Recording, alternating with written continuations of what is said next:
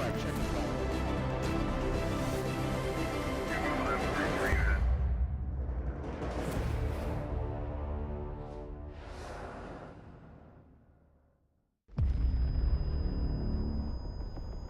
Where am I?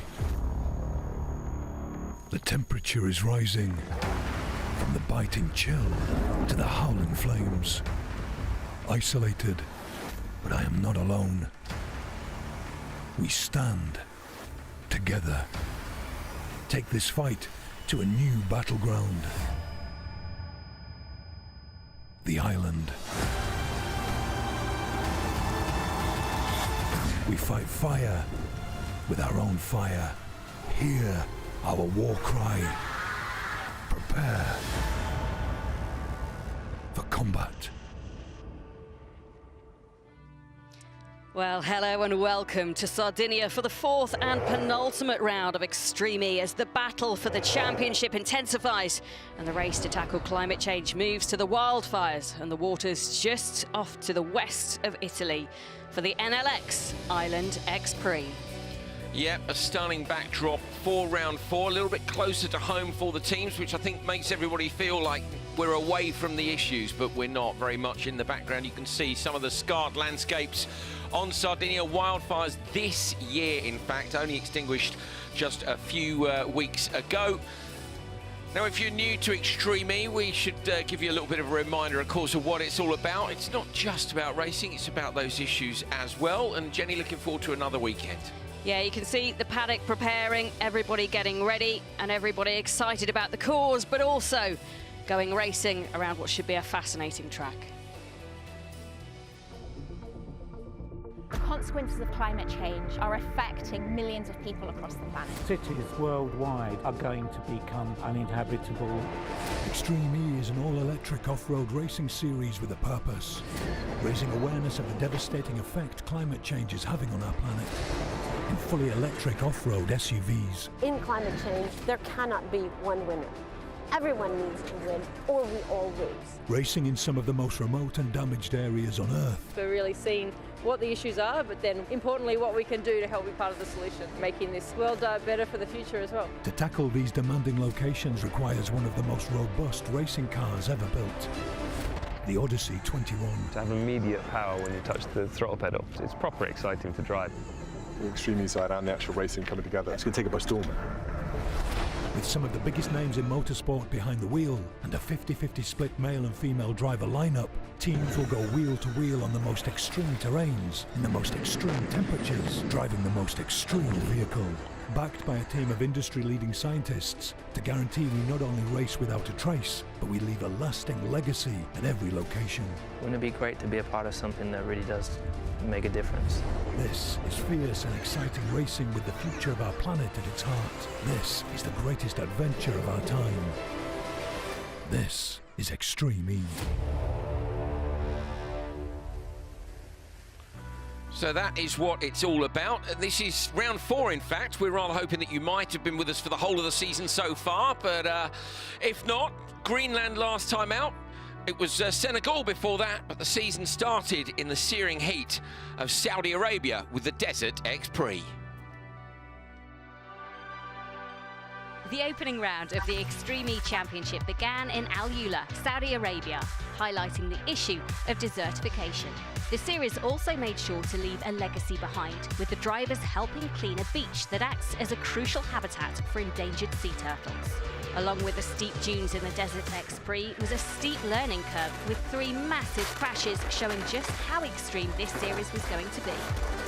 Having survived the brutal duels in the desert, 3 teams, Andretti United, Rosberg X Racing and X44 had made it to the final. 3 times World Rallycross champion Johan Kristoffersen secured the lead at the start with a brilliant move before his teammate, Aussie rally star Molly Taylor, brought the car home for the win. Nice job, guys. Round 2 saw the Ocean X Prix in Senegal, racing on the beaches to showcase ocean pollution and show how sea level rise will affect us all. ExtremeE also committed to plant 1 million mangrove trees along the Senegalese coast, helping to capture carbon and protect the coastlines. The final for the Ocean X Prix saw championship leaders Rosberg X Racing and X44 line up alongside Veloce Racing and Jenson Button's team JBXE for the first four-car battle. Plenty of door-to-door racing action paired with the brutal course saw the X44 and JBXE cars retire, but RXR powered through to secure the Ocean X Prix crown. Okay guys, thank you. Round 3, the Arctic X Prix in Greenland, racing to bring the world's attention to the rapid melting of the ice sheet and how it will affect our planet globally, with the championship aiming to play its parts by supporting scientific research while in Greenland. Rosberg X Racing arrived with 2 wins from 2 and were looking unstoppable, but during qualifying, the Arctic chill ruthlessly ended their hot streak. Oh, Ronnie Taylor's rolled! The semi-final races were filled with plenty of drama and passion, before the all-important final saw the first 5-car race. 5 cars then on the run down to the first corner. Up through the middle, Sebastian Loeb for X44. 9-time World Rally champion Sebastian Loeb opened up a huge gap on lap 1, and just as it began to look like the win was theirs, disaster struck. The leader's got a rear right puncture. With X44 dropping back, Andretti United were in the lead and battling hard against Rosberg X Racing. Over the crest, they are still side by side. The air they got there, incredible! Oh, the damage! Damage for the Rosberg car! With RXR left out in the cold, it was Andretti United who took home the Arctic X Prix crown. Congratulations guys, what a race. With the winning streak over, the championship battle is getting tighter. But if RXR can bounce back and have a perfect weekend and results go their way in Sardinia, they could be leaving the island as inaugural ExtremeE champions.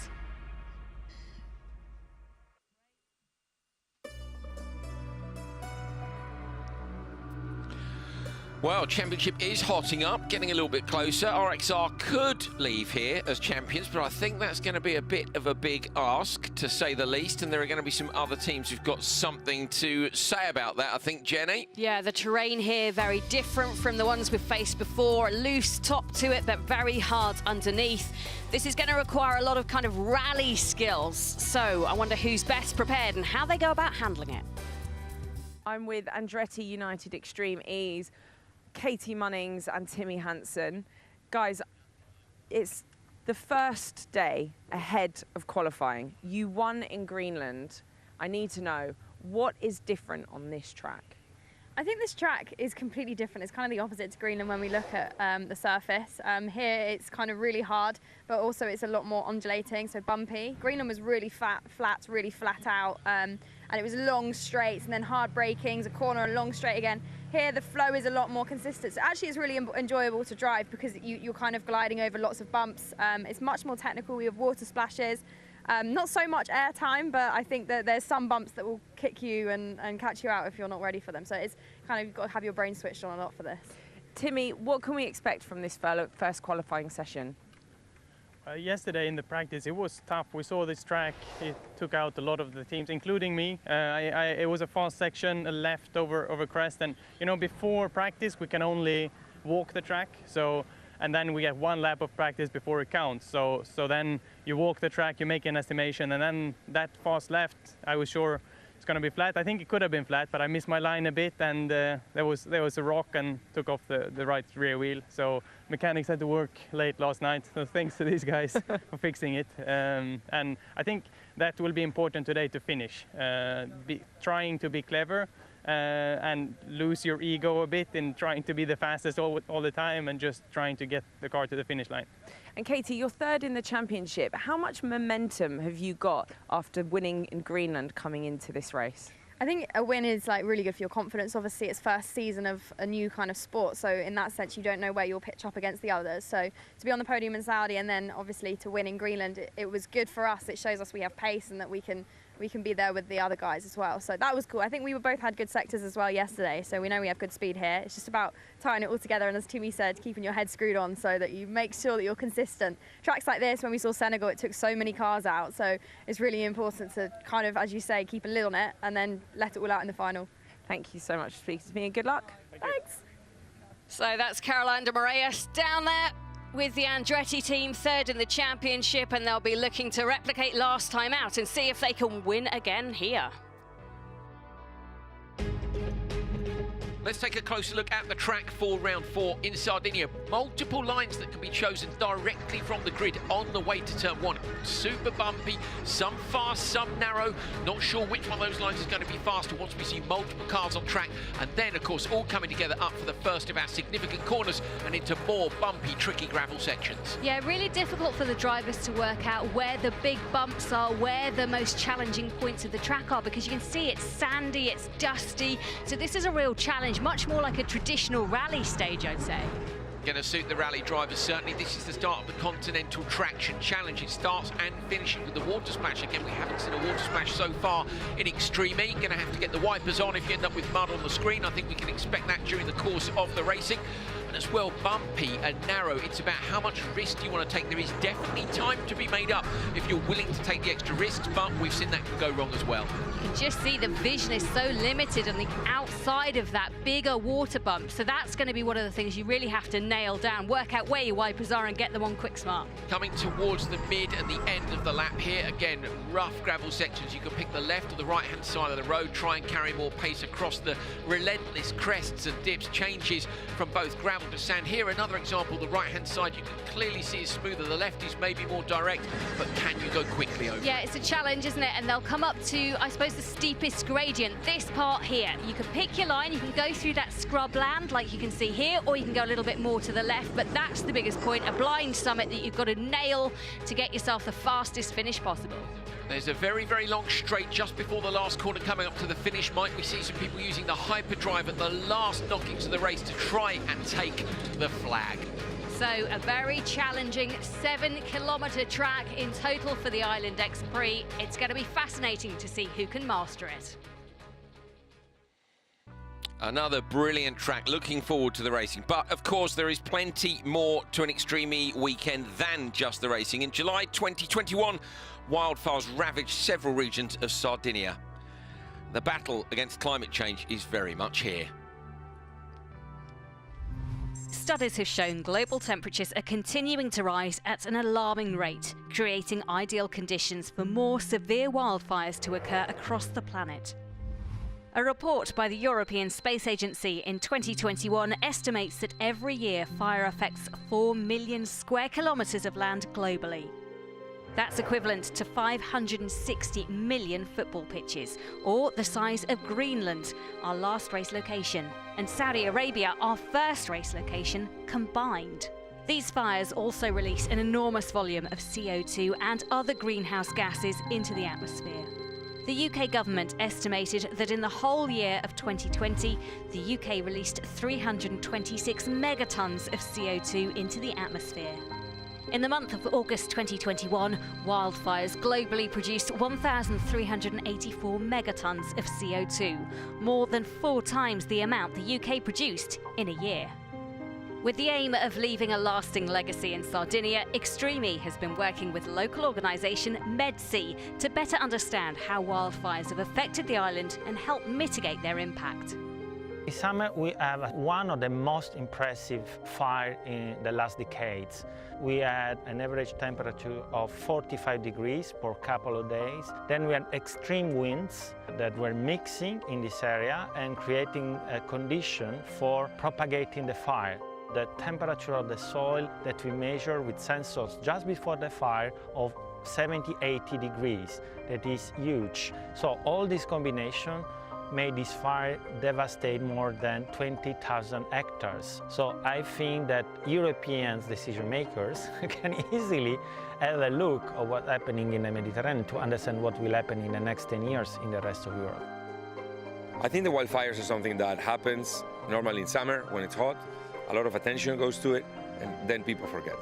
But the impact of the wildfires is very long. Climate change is making worse and worse the fires. For me, it was a huge impact to come and see how this area has been impacted, and that's why it's important to be here with ExtremeE talking about the fires.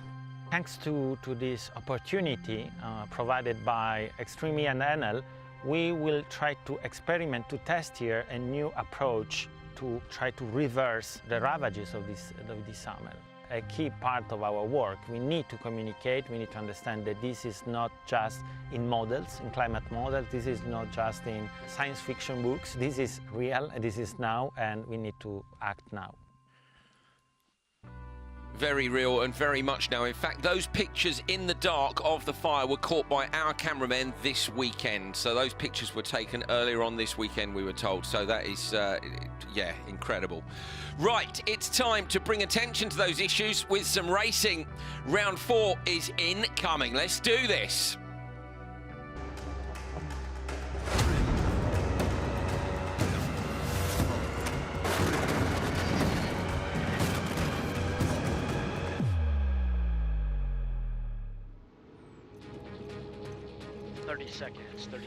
First run for the first qualifying session from Sardinia incoming. Johan Kristoffersson is in the car for Rosberg X Racing.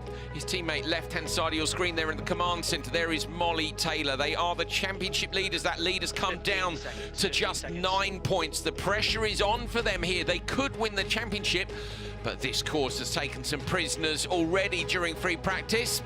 Here we go. What can Kristoffersson do on the first run of the day? So green lights and we are racing in Sardinia. Off we go. So this is qualifying. They'll do one lap with one driver, switch and do another lap with their second driver, and you can see what a rough ride it is already. Kristoffersson being bounced and bumped around, as well as his Odyssey 21 car, but the speed they get up to, so quick, the acceleration in these cars. It is, yeah, that's the beauty of electric motorsport, isn't it, is that torque is available immediately, but this is such a twisty start. It really is. With most of our tracks, we've seen a big, wide, flat-out, open area with obvious, I say obvious multiple lines, almost any multiple line. It's just a wide stretch and you could do what you want, but that first section is a series of tracks, Jenny, and we're just so keen, aren't we, to see more cars in there. At the minute, everyone has taken the same line off the start. If that's the ultimate line, then things like grid play are really going to come into play later this weekend. But interesting to see the first proper run. I think we're going to see the teams, we've already heard hints of it from Andretti, you know, look after the car today and make sure you get to the final tomorrow. Risk it in the final, but maybe not before. Having said that, I mean, this isn't exactly low risk, is it? I don't think Kristoffersson knows how to do low risk, does he? A fantastic driver, so much talent and experience coming into this. And this will be the first chance we get as well to see the cars going through this Continental Traction Challenge in anger. So remember, 5 points up for grabs. This is the super sector, and whoever goes fastest through the stages across the weekend gets those extra points. So pretty valuable as well. Yeah, 5 points is a huge amount of championship points for such a short piece of competition. As Jenny said, it's through the whole weekend. I wonder if this one, potentially, we could see people actually able to take it. What we've seen at previous tracks is that the track has degraded, which is what we expect with off-road racing. And it's got to the point where actually they will. Look at the line Kristoffersson takes. That was the low blind yesterday, so burying it deep on the right-hand side and launching it out. That gives you a run, Jenny, onto this straight. So they are definitely having a look there. And did he use the hyperdrive there? They're definitely having a look to see whether or not they can take the Continental Traction Challenge. Yeah, our graphics didn't come up and show it, so we'll have to wait and find out if he uses it again, and then that's the only way we'll know if he used it there or not, I think, at this point in time. But yeah, so there are 2 water features. So we've gone through the, the back raising up very sharply there. So you can see this next big puddle there is just about to attack. Watch on the exit of this as well, and where the flags are is where that ends. So you'll see they'll cross a double gate, and it's a normal gate with the red and green there in the Continental either side as well. So that's the end of it. It's actually really short, Jenny, but looking at that, there's a lot of risk in there. If you want to do it quickly, you've got to go through the first water splash out wide. That's a big dip compression through there. And then we saw Johan as well with the rear end of the car get fired up in that dip crest. So I think he's keen. I think that was a definite attempt at that, what was the super sector, I say the Continental Traction Challenge. So, yeah, I suppose everyone's going to go for it in this session in case the track degrades, as we've seen at previous places. So now you can see hyperdrive is deployed. This is the fast straight that everyone's been talking about. This is where you can really get your speed up, get the ultimate traction. You want all 4 of those wheels on the ground to give yourself as much push forward as you can, and then into the ruins section.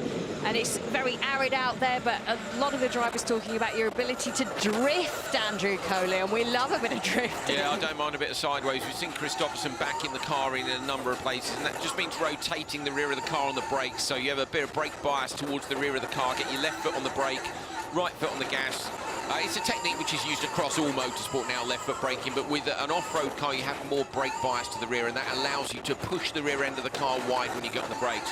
Kristoffersson with a very direct line through here, dropping the car in through some undergrowth and just trying to straight line as much as they can. There we go, perfect example. Left foot on the brake, back it in, just get the rotation done. Did you order that? That was almost to perfection, it was bang on, wasn't it? Good yeah. on Johan. Yeah, I must drop him a text and say thanks. I dropped him one yesterday saying we saw him asleep sitting in the car before his practice run. He literally slept in the car for 3 or 4 minutes. There was a slight delay on track and he had a little snooze. But Kimi Räikkönen of ExtremeE. Yeah, you get very much. But it's that thing of being able to switch it on and switch it off, and he's a master at it. So getting towards the switch zone now.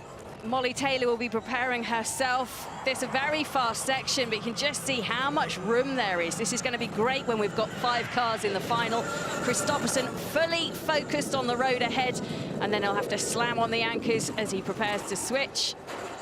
You can see there the signs saying 30, and he slows down straight away, and Taylor will be waiting.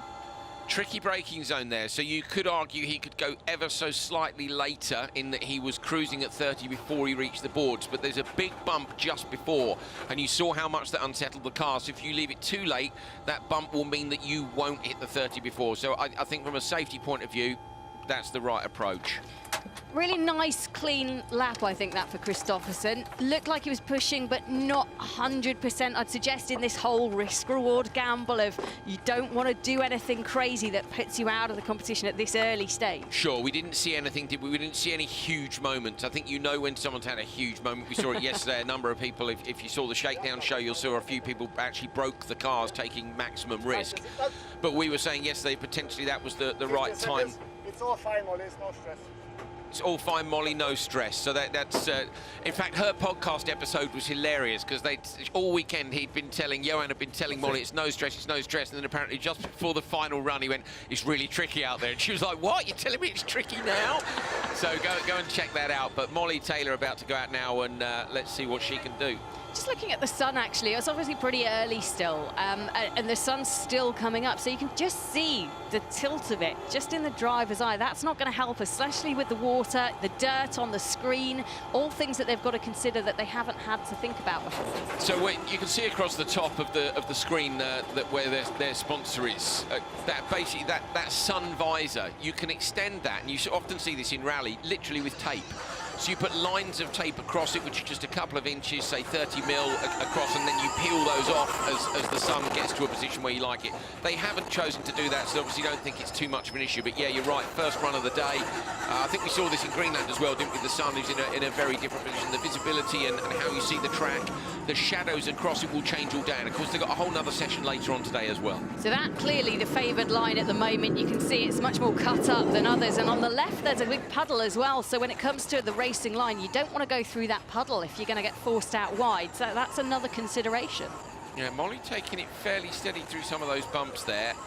And actually, it looks to me like the tracks narrow in, don't they, quite quickly. So it could well just come down to who wins grid play and can get themselves in. You see the rear shell of the body moving just a little bit there on the catches, which attach it to the central part of the tub of the chassis.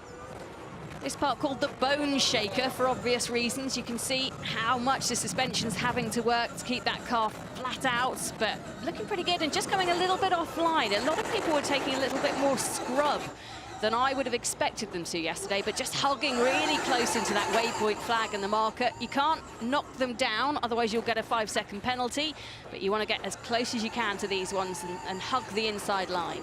Yeah, we did see a few people yesterday get penalties in free practice, but again, in fact, Kyle Leduc, we heard him on the radio, they said, did you know you hit the flag at 5? And he goes, yeah, I saw it. It doesn't matter, does it? It's practice. And I think that's that approach again, Jenny, about the risk-reward thing. Yeah, if you're going to knock a flag down, knock it down when the 5-second penalty doesn't really mean anything. And knock it down good, which is exactly what he did. Right, windscreen wipers on already. There was an issue yesterday for Taylor when she was out doing practice. Couldn't get the windscreen wipers working. They had an electric problem. Oh, very wide. Yeah, very wide. She's wide. That's the corner we saw yesterday, wasn't it? Carlos Sainz with the car beautifully sideways in there. Oh, that's getting deep, isn't it? Around the outside there is deep mud. Very hard to gauge, isn't it? Remember, they've done a track walk, After that track walk, some of them cheated a little bit and used a bike, so they had the penalty of not being able to take part in shakedown, but did manage to do practice. And to gauge the depth of those big puddles of water jumping, it must be very difficult. You've got to stand in it. You've got to get in there to know how deep it is. It was Sarah Price who ended up with a shoe off on Thursday, I think it was, doing the track walk. We've been there, haven't we? Foot. Yeah, we must have all been there. We've all been there. You know when you jump the river and you think you're going to make it, and then you just slip at the last second. On board with Taylor through here, giving you a better idea of just how twisty it is and how bumpy as well. Very three-dimensional, isn't it, that whole section? Didn't see the rear end of the car kick up so high.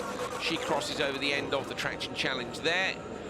Another clean lap. Is there a technique or anything that you can deploy when you're going through that water to get the best line, to make sure you're doing the best thing? I mean, obviously we see Molly putting her windscreen wipers on early to make sure that she's already got that before she's having to tackle the obstacle. Yeah, so you need to, it depends how deep the water is and you know, what's in there as well. So sometimes you hit it flat out. You can see the underbody guard just under the nose of the car. If the water's really deep, you can actually use that almost to surf across the surface of it, hitting it really hard. But you've got to watch out on what is the entry ramp, what's the exit ramp. There's really famous bit of footage. I think it's McRae in Argentina in a Ford Focus with it literally standing on its nose with the rear end of the car gets kicked up.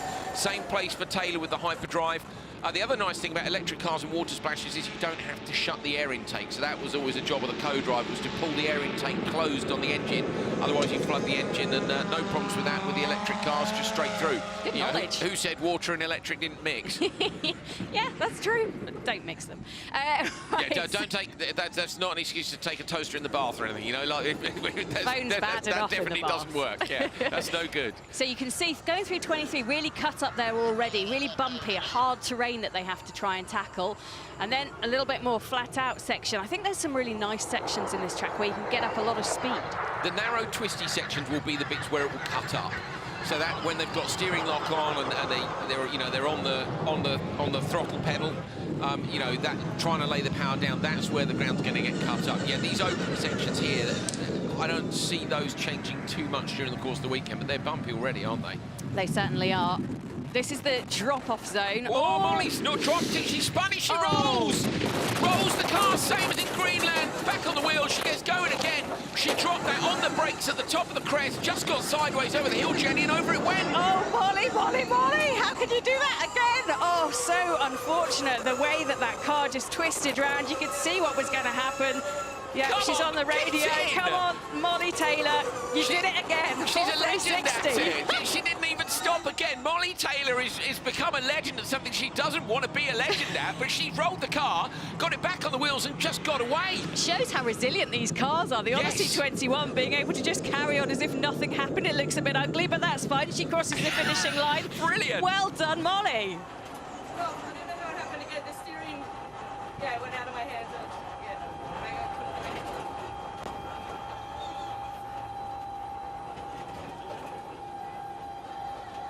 I'm with RXR's Johan Kristoffersen. Johan, we've just seen Molly do it again. She's rolled that car, but carried on. She's a bit of a legend at this. Yeah, I don't know. I don't know what happened, but I'm very happy that she was able to finish. So that was good. Yeah, the track is very challenging. I used a couple of new lines as well, so the adrenaline was quite high this morning, I have to say. I think probably the highest it will be all weekend as well, because when you're not 100% sure which line you're going to use, and I looked on our competitors from yesterday and tried to use some of the new lines what they had, which maybe was better than ours yesterday. So, but my run felt overall good. So yeah, just have to get Molly comfortable again after that roll and get at it again at Q2. Thank you. Thank you. So there is Molly Taylor on board the car, which she's just rolled again. Here it is. She comes over the crest. The car's just a little bit sideways, and it digs in at the bottom. It's another low-speed roll, although when you hear it in slow motion, it sounds absolutely horrendous.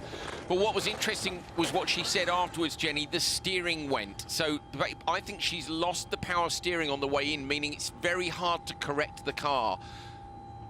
There it is, over again, back onto its wheels. I don't know if she missed a gate or not. I don't think she did. Here it is on board, look. She's braced for it. Over it goes, grits her teeth, back on the wheels and away. And look, she didn't stop. 3 minutes. She didn't stop. Amazing from Molly, but not what she would have wanted. And Johan said they'll need to rebuild her confidence ahead of Q2. Yeah, very difficult for Molly. And she obviously felt pretty uncomfortable there being thrown around in the car. But What a recovery. 30 seconds. 30 seconds. 30 seconds to go until our second car goes out on qualifying, and as you might be able to tell, Chip Ganassi in the house. It is the Segi TV Chip Ganassi ExtremeE Racing team, a duo that just keeps on delivering. 15 seconds to go until we get ready, till the light goes out and we start going again. Carl Leduc and Sarah Price on standby to give us another thriller out here in Sardinia. So lights go green and they are off, and we are going to see what they can do. So it's Sarah Price in the car first. Of course, that has implications. We'll talk about that in a little bit, but which line is she going to take when it comes to this very intricate start line process where you can go one of many routes. So they've all been studying each other's data, each other's footage from yesterday to try and work out how they do this best. Oh, the back kicking up for Sarah already. Yeah, she's on a big push there, isn't she? So bottom right of your screen there, she was 0.29 up at the first, and then it's 3 seconds down already. So it's going to each of our flags basically is a timing line, so it gives you an idea of how they're getting on in terms of the lap. Amazing off the start. Look at the concentration. Her eyes are just so wide, trying to take in every detail here. Having a look again, Sarah in the car. She's so good at off-road. She really is. That's her background entirely, is off-road racing, mainly obviously over in the States. And until this, she did actually do the Rally des Gazelles. Oh, a problem for Sarah Price, sideways. Is that broken? There's a lot of noise from the rear of the car. I think the suspension's collapsed. It has the rear left. That's very similar to what happened to Kevin Hansen yesterday. Absolute disaster. What have they got to do to get a change in their luck? Sarah Price and Carl Leduc are so fast, Jenny, and they cannot get a break. Well, they get a break of the wrong kind. Yeah, she was talking about it in the podcast, the official ExtremeE podcast, saying that they just need a change in fortunes. You can see there Carl Leduc looking on, absolutely gutted because they just cannot get a clean weekend. They're fast, they're fun, they're enthusiastic. Price has such an amazing attitude, but right now she is feeling down on her luck at the moment, and the car is down on its haunches. They've only got to gate 4. Another really, really, it's not disastrous because it's motorsport, but it's tough for them. So Carl Leduc talking through what happened, but let's take another look. Sarah Price giving it her all. You can see there the Segi TV car, just really heavy lines in the sand where you can see it's been compacted down, and she just gets a little bit uncomfortable. So back kicks up and swings round a little bit. She carries on, no problem here yet, then takes the car a little sideways action. Again, it's like a bit of a hobby horse out there. She's just getting kicked around as she goes behind the bushes. But this is, I think, where the damage happens. She swings the car around to the left, clatters the board, but there's a rock behind that board, and she's clipped that, and the car goes down on its haunches. You can see there, rear left suspension has gone, and that is the end of the run for Sarah Price and Carl Leduc. An early exit for the Chip Ganassi team. Total frustration and disappointment for the number 99 car. Not what they wanted. Okay, 30 seconds, 30 seconds. Pictures from the command centre. That's Johan Kristoffersson speaking to Christine GZ, teammate of Ollie Bennett, who is in the Xite Energy car, ready to go. Xite Energy Racing dropped last time from 5th in the standings down to 8th. They didn't have a great weekend. They'd had semi-final action at the 2 previous events, but retired from the crazy race in Greenland. So they'll be hoping for better here in Sardinia. Bennett off the line. Let's see what line he picks. So there's those multiple lines again. Look for gate number 2. It's in the middle of your screen at the back there. So it's a good couple of 100 meters away. We're figuring this out as you guys are, and pretty much as the drivers are as well. The whole point of them only being allowed to walk the track is to make sure they weren't able to drive every single line time and time again and figure out perfectly how to approach it. You know, we kind of want them to be heading out there not knowing exactly what they're going to do, Jenny, and hearing people like Johan Kristoffersson say, look, we did our run yesterday, and then we saw some other people take different lines that were maybe better, is really interesting. Yeah, it's fascinating to see how the drivers are learning from each other, whether that be teammates in the same car or whether those are your opponents. So this is the tricky section where you've just got to stay on the correct line and not let the car get away from you. So round to the left, the car kicking out nicely there.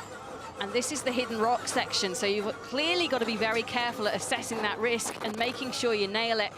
Once again, a little bit of a different line from some others, going across that scrubland and through the gate, but looking really nice out there, Ollie Bennett.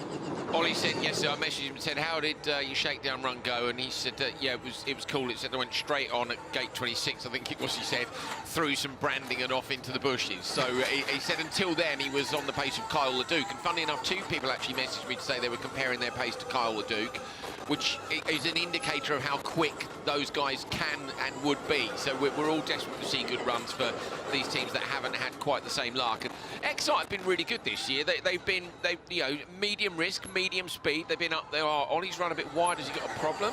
Let's just see. No, it's okay. I was going to say, I wondered if he'd had a steering issue there, but he's just run wide in the corner.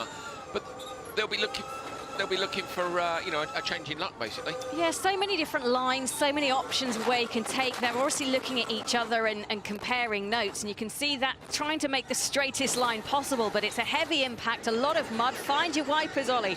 I think he's just managed to find them, so that's good. So that's the first of the I keep calling them water features, and that is not what I want to call them, is it? But it is a feature, and it's water. Water splash, water crossing, water feature. We know what you mean. It's all good.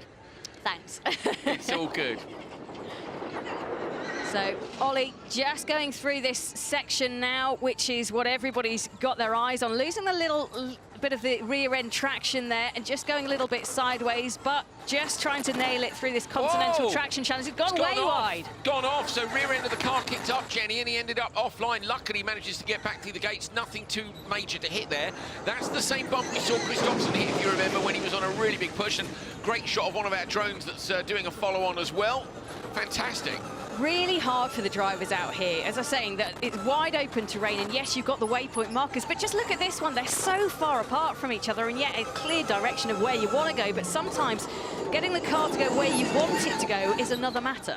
Yeah, that's certain. Well, look at the trajectory and how it's affected by each of those bumps. So you aim the car roughly where you want it to go, but you have to account for what the weight's going to do when it hits a bump and fires the car wide. So we don't have any big jumps here, but I think that's very much made up for by the roughness of the terrain. Ollie's run wide again, out through the bush. He's got to just rotate the car a little bit earlier. Yeah, I suppose if you're trying to carry as much speed as possible, here we go, hyperdrive deployed. You can just see the boost of energy. It's really, you can feel it and see it with your own eyes. It's funny, they've got 4 seconds, and it's a real indicator that is the only fast, straight, smooth place, because then I don't think they're using the whole 4 seconds, Jenny. They use it early, and then they're having to jump on the brakes afterwards to make the next corner. But if that's the only place they can deploy it, they don't really have a lot of choice. There's one straight that's slightly closer to the finish line where Sarrazin yesterday, I think, maybe used his, and it's a really quick section just before they do the big drop down. There you go, that's a good look at the track map. I think it's, well, where is it? Yeah, it's just before the switch zone. One of those 3 straights, you saw it's like 3 sides of a square, and one of those is quite long and straight. Yeah, you've got to make the most of those moments where you can use the hyperdrive, and I'm sure as all of the cars go out there today and we go through qualifying, people will learn, they'll all have their teams poring over the information to see is there a better place. See, I think here wouldn't be such a bad spot to use it, because it's nice, flat and straight, good traction, you can make the most of it. And longer than the previous section, that was what we were saying. This is where, of course, Molly got it wrong over the crest, and you see Ollie's gone over that straight, no problem, but she had that problem getting the car straight at the top of the crest. Haven't heard from the team yet as to exactly what it was, but no issues. Bennett looks down just quickly, a quick glance down at the dash. I think Ollie took a quite safe line over there. We've seen some people taking a very different line. I think it's this higher risk line that you can't, going a little bit wide there again. You can take a higher risk option, but obviously at your peril if it goes wrong. So there's a lot of time that you can make up on this track, which is really fascinating to see how much you want to go, how much do you want to risk it. I think this isn't the time for risk, and I think that when you've heard from the likes of, again, Christopherson, Hansen and so on saying, look, we've got one eye on the championship, we're maybe not going to go maximum risk in qualifying. There's points available throughout the weekend, Jenny. You know, you want a reasonable qualifying result. Ideally, you don't want to be in the crazy race. You want to be in one of those top 2 semi-finals. 2 cars from each of the semi-finals going through. This must seem like forever to slow the car down. You've got to get into the right bay, which has been allocated to you. And then Christine GZ can run out, You could see Ollie Bennett just releasing everything. A bit of a new rule this weekend just to make sure that all of the operational systems are plugged in and done up before the car gets going. So that's been kind of clarified. 45 seconds, the minimum time that you can take to do this switch over, but you've got to get your seatbelts on, you've got to get your radio connected as well. That's a new kind of amendment to the rules, and make sure you are ready to go before you can get the car into drive. Christine, if you saw there, she had one hand on the roll cage, but in that hand as well was the curly cable, which is the comms lead. So she was holding onto that until the technician who's there helping belt her in could grab it from her and plug it in. A couple of World Championship winning legends there, Sebastian Loeb with 9 to his name, and Johan Kristoffersson with 3. That's an impressive count between them, isn't it? So nice seeing the drivers interact. They're laughing and having a good time when they're there, as well as taking this competition extremely seriously. Right, Christine GZ using the wipers to get that screen nice and clean. So she starts with a good basis, but Andrew, that means that the screen's wet and there's a lot of sand and dust around. Does that make it quite difficult? Yeah, it depends again on look at the kick instantly straight into the course. There's no respite, is there? Like the moment you leave the switch zone, just the rear end of the car gets fired up in the air. Yeah, I mean, obviously water on the screen and dust can make things tricky. Christine's getting thrown around. I wonder if they haven't got the car quite so dialed in as some of the others, Jenny, because it seems to me they're struggling a bit more with the bumps. Yeah, you can just see from her face, can't you, wincing as she goes. She also doesn't use an inlay in that seat, and a lot of the drivers, the smaller drivers, do have to use an inset so that they're nice and comfortable in there. Yeah, and Ollie's a gym goer, so he's quite a big lad compared to Christine. You Much know, like yourself? Well, you know, I don't know if you saw it, I did 1,000. Oh, no! Is that broken steering on the front right? Did you see it? Looked like I think it is. I think the steering's broken on the Xite Energy machine. You saw the front right wheel just pointed off at a completely different angle. That's going to have to get parked. Probably not the best place to park it, but I don't think she's got much control over that at the moment. Poor old Christine. Of course, she won't be able to see what's going on down there. She'll be able to feel that something's not right with the car. We have the privilege of having seen that shot where we could see that something not right with the front right. The front right's broken, basically. The toe link to the steering is broken, and I'm convinced she'll have to park this. So you saw the... There you go. So basically, the front right steering angle can't be changed, so I'm pretty sure it's that side that's broken. If we see her use the steering, you'll see the other side move, but not the right. And we saw the wheel deflection was too quick, Jenny. From the outside shot, you knew it wasn't a human input. The wheel just changed direction instantly. So, you know, they might as well get on the radio and say to park it. She may get it off track. Just listening in to see if we can hear. Watch the front right wheel here. So watch this. Look at the speed at which it changes direction. Here we go. There, and you can just see it's too fast for that to have been her steering input, so we knew immediately it was broken. And obviously Christine didn't. When she drove through the bush, I imagine she had a good idea then, Jenny, that things had gone south. Yeah, just a little bit. So getting to waypoint 3, you can see the recovery truck's already out there.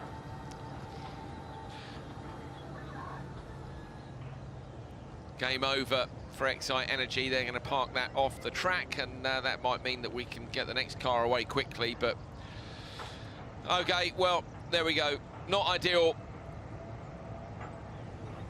I'm in the command centre with Xite's Ollie Bennett. Ollie, do you know what happened just there? It looked like it was the front right wheel. Yeah, I think the front right's gone now. I mean, when I was out there, it didn't feel too bad. We had some understeer that I thought was a little bit more than usual, so whether it was damaged in my run and then it couldn't quite finish Christine's, I'm not sure. But yeah, it looks as if she's had to stop here and with some front right damage. So yeah, a bit of a shame because I think the pace was quite good. Thank you. So let's take a look at RXR, Kristoffersson and Taylor, and we'll see them going through this water splash stage, part of the Continental Traction Challenge.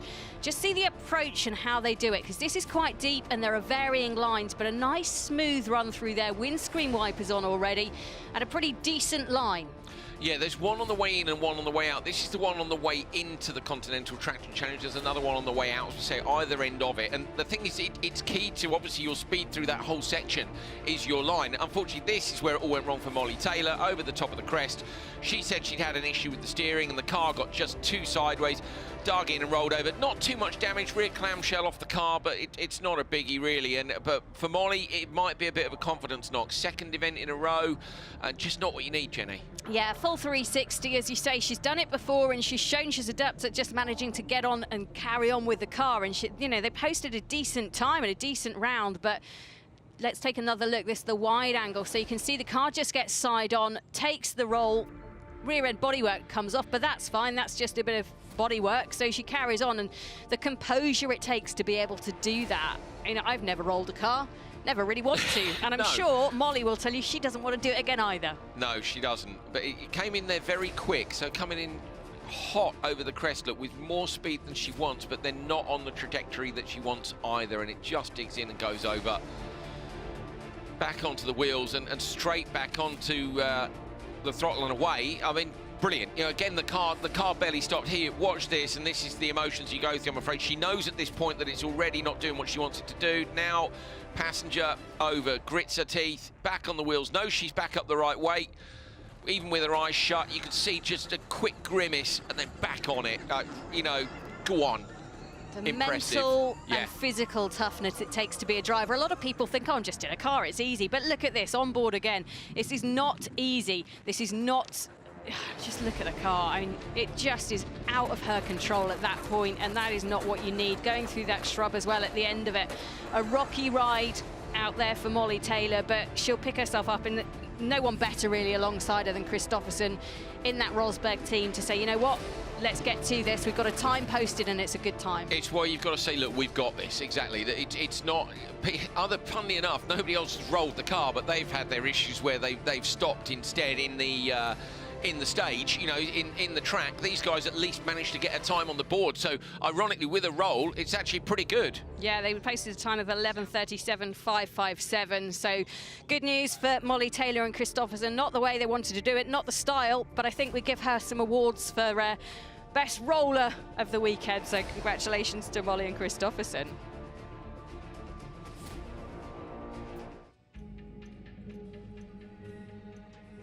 So, here we go then, qualifying round one, and it's the second of our groups of three. We will have the X44 team, Andretti United, and the Acciona Sainz team. Okay, Driver 30 Cristina seconds, 30 Gutierrez and X44. Not long to go now. So our qualifying leaders so far, it is Kristoffersen and Taylor for RXR. They're there in our control area. 15 seconds, 15 seconds. Interesting that Kristoffersen's waited in the command centre, isn't it? He doesn't miss a trick. It may just be that he knows he can see all the TV pictures from there, and he will be watching with interest, particularly these guys, because they are their biggest threat in the championship. Yep, X44, the team that's gone fastest in all of the qualifying sessions. They've started in pole position. This is a different track grid lines that you can take off the start. So that's what Christina's doing. She is absolutely hot on this. She's going to want to set a good time and go out there and have a really strong showing. Did well yesterday, picked up a 5-second penalty for missing the finishing line, actually. I think that was tactical. Yeah. So a couple of the teams did this yesterday. Oh, Gutierrez with the rear end of the car really high in the air. A couple of the teams yesterday either deliberately entered the finish on their first lap or deliberately entered the switch zone at the end of the second lap. Now, that's obviously the wrong way round, but I think, Jenny, that was because they knew that they wanted to do free practice in one order, but that they were going to be doing the race in another order. So it was basically about who they wanted in the car today, and I love that. I love the fact it's like we're taking a 5-second penalty, we're breaking the rules, because that's what we want to practice for tomorrow. Good for them.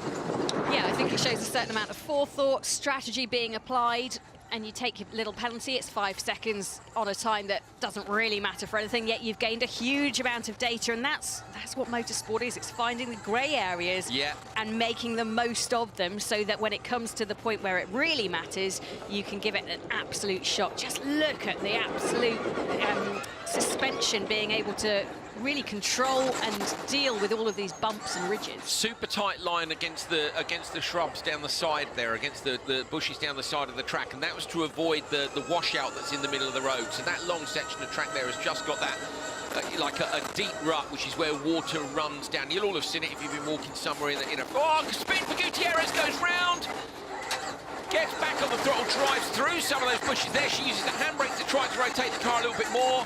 And Jenny, that is how quickly it can go wrong. Yeah, she just manages to hit the car into the wrong line and loses it. And this is in the Continental Traction Challenge. Wipers on, so that time will have blown, and they won't be able to do that. But a fairly decent recovery for such a big off. Water pouring in through the roof vents there, so they've got the roof vents open. Maybe haven't thought about the water splash situation here. Temperature's not too high. I would argue you could maybe have had the roof vents shut for this morning's run at least, but you could see the water coming into the cockpit.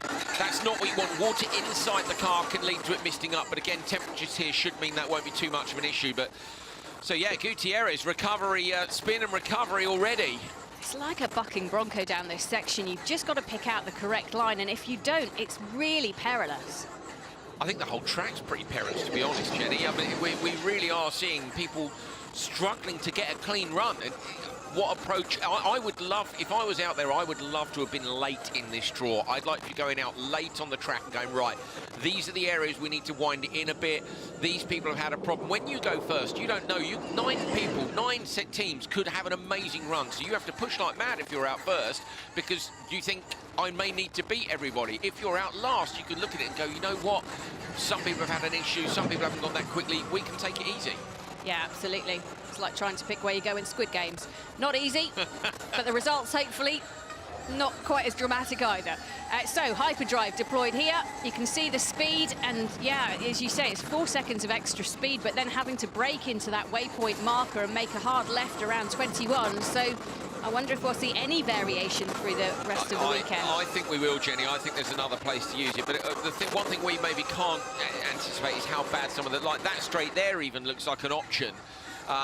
You want to make full use of the 4 seconds and then as long afterwards as possible, because obviously there is momentum in the car. Once you use that extra burst of power, there's momentum there which you can carry through the next section, but not if it's super bumpy, and that's quite hard for us to judge sometimes. Yeah, very hard to judge. So you can see how cut up the ground is. It's hard, it's compacted sand. It's very difficult to actually see those bumps when you're in the car. That's why they've done the track walk.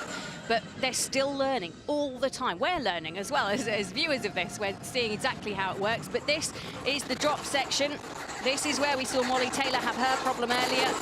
No such problem for Gutierrez. She's down in one piece. They'll be thankful of that. And I'm sure Loeb getting ready for the switch over and getting prepared to go out there and set a blistering time. So there's an alternate line again. They're just slightly off to the right-hand side of what we would consider the road. You can see Gutierrez backs the car into the right-hander. Very nicely done. It was these two straights which I wondered whether or not there was potential to use the hyperdrive on. And again, the other thing I suppose we've got to consider, Jenny, is there somewhere where you could pass using the hyperdrive? So at the minute we're looking for the ultimate lap time. On Sunday you might be looking, you know what, I reckon I can get this person towards the end of the lap. That's when we'll see maybe tactical use of it in a different way. Yeah, good point. Right, time there, pretty decent. Of course, they're chasing Christopherson and Taylor, and there is Loeb. He's a bit late, isn't he? Yeah. He's a little bit leaving it to the last minute. Knows what he's doing. Having a little jog over. I mean, that'll get the adrenaline going at least, won't it? You can imagine he was in there. He'd go, like, just quickly crack the neck and go. He was a gymnast, Sebastian Loeb, a very, very good gymnast. Renowned for doing backflips off his cars on podiums. Literally, a very good gymnast. Wow. Like, he can do a proper flick-flack. You know, he's a bit of a weapon. Things I never knew and never thought I'd hear you say, but that's pretty impressive. Great, isn't it? It's really cool. I love that stuff, the little things in the background. You should get his limbering up and warm-up to be a little bit different. There you can see Gutierrez taking out her little seat in late. Loeb, slightly bigger frame. Do you see the handle on it as well, Jenny? The little red handle around the outside. Those are the details which I love as a bit of a geek. You know, they've gone, right, how can we get this insert out more quickly? We'll put a handle on it, and she just grabs it and whips it out. It's a super fast changeover. All of those things, you want the least stress possible, the least chance of anything going wrong. Yeah, I think she really enjoyed that out there, Gutierrez. Windscreen wipers are still on, and Loeb gets ready to go out. She's speaking Spanish. I wasn't sure she's trying to get some information passed over or not. Right, Loeb then, 17 seconds behind Christopherson Taylor. But remember, Christopherson went first, Taylor went second, and Taylor had the roll coming down the hill. Now, it only cost her, I reckon, in the region of, I'd say 5 seconds. That's maybe a little longer, but I think Loeb here may well try to catch up. Remember, every point counts, Jenny. They're going to get points at the end of qualifying if they can beat RXR over the course of these 2 sessions, and already he takes a second out of that lead. it could be crucial in the championship. Every point counts between these two teams. Yeah, absolutely. I just worry for the guys who are going round and really giving it full beans like it looks like Loeb is doing, that they're going to risk too much, but that's the beauty of this motorsport, isn't it? So ExtremeE, you've got to work out exactly what you want to do, what you need to achieve from each run, and go out there, and the time is just tumbling, isn't it? He's just on great form. He's on an absolute mission here, he really is. This is Sebastian Loeb, is 9-time World Rally Champion best. Don't forget he's done the Dakar as well. Several times now, multiple times. He very much knows what he's doing, but we've seen mistakes and issues for people when they're this lit. And look at this, Jenny. This is a fully committed run from Sebastian Loeb. He is slashing the lead. It's down to 8 seconds already. Takes another 3/10 out between the last two flags. So Loeb is on a massive push here. RXR are the target. Yeah, just keeping the windscreen wipers on all the time, and that's a pretty good strategy to use when you're going into this. We know we've got 2 water events coming up, and they're in the Continental Traction Challenge, and you can bet your bottom dollar that Loeb is going to go and try and smash the time up there on the leaderboard. He's smashing the time overall, isn't he? Now 6.98 the deficit, coming up, I think, 6.16. So right, Loeb is on for this because Molly, we know, loses a bit of time at the end of the run into the Continental Traction Challenge. Now he's going to come up to a left-hander in a moment. There's the lovely long sweeping right. Look, at this is fully committed. This is a really, really quick run from Loeb. He's not leaving a lot on the table here. Almost like he's floating over those rocks and stones because he's going so fast that the car hasn't even got time to appreciate what's happening. Hyperdrive in that section, so he's used the hyperdrive in the Continental Traction Challenge. We've not seen anyone do that so far, so Loeb is absolutely gunning. He's looking here at 5 championship points for that, and then potentially an extra point ahead of RXR. Obviously, there's another session to go, but I think it's pretty clear how committed they are, and they go fastest. So Loeb now is in the position of being fastest, so watch down at the bottom of your screen. That's going to be the difference between them and RXR, assuming, of course, he doesn't have any problems of his own, but it's a great run by Loeb so far. Yeah, really nice and clean through that section, as you said. The second water jump getting away nicely. Hyperdrive, fascinating that they've used it there where they're the first team, and I wonder how many people will be looking at that going, okay, so that's what they did, I'll have a look at doing that. But that tactic is just to try and nail those extra 5 points. Yeah, because it's 5 points. We know that in terms of lap time, it's potentially not the best place to use it. Well, not that it matters when you're 7 seconds up on everybody else at the minute, but you might only get to use it for 2 seconds, but if it gives you, and up at the top, look, 2.76 faster through there. So Jenny, if you want to take that Continental Traction Challenge, you're going to have to use your hyperdrive in there. It's actually a great time for Loeb to have done it because other teams may want to use that for racing at later points in the weekend. Going a little bit wide there, just taking a different line for Loeb, and this bit, you can see how straight it is potentially, what you can do around that section, but the back and the rear end of the car kicking up as they take the right-hand side. That's where I think hyperdrive would be best in terms of lap time and potentially in terms of passing later on this weekend. But the tactics here are brilliant because now everybody else has got to use their hyperdrive in the Traction Challenge if they want to try and match Loeb. Look at him, he's on an absolute mission, he really is. Come on! It's a thing of beauty, isn't it, to watch someone who's such an expert in their field take to this ExtremeE car and show what it can do around the track in Sardinia. 7-kilometre track, and he is really showing off his worth. He really is. This is why Lewis Hamilton signed Sebastian Loeb. I mean, incredible. Over the top of the crest now, slightly over to the right-hand side, but just keeps the 28 seconds up. Obviously, Molly lost a few more there with the roll, but this is an outrageous benchmark by the X44 team. Gutierrez with the spin, don't forget, on the first lap as well. So that's potentially 10 seconds lost. They could maybe have gone 10 quicker. Throwing down big time. Sebastian Loeb doing what he does best. They have absolutely smashed this. Yeah, I don't think he could have gone any faster through that section. He's done that to perfection, 100%, full throttle. Look at that time, 11.05, over 30 seconds faster than anybody else. I feel like having a little round of applause, Jenny. That's just, there is nothing but this is, he is the most successful rally driver of all time, and that is why. If you were in any doubt at all about the talent of these drivers, you can have a little reset now you've seen that. Absolutely brilliant from Sebastian Loeb. X44 fastest so far. I'm in the command center with X44's Cristina Gutierrez. Cristina, wow, incredible. Yes, I feel comfortable in the lap, but in the middle of the track I made a mistake. I don't know why the car don't brake, so I turned over the car. So hopefully we can solve the problem, and at the moment we lead, so we'll see the rest of the cars. But at the moment we are happy. Thank you so much.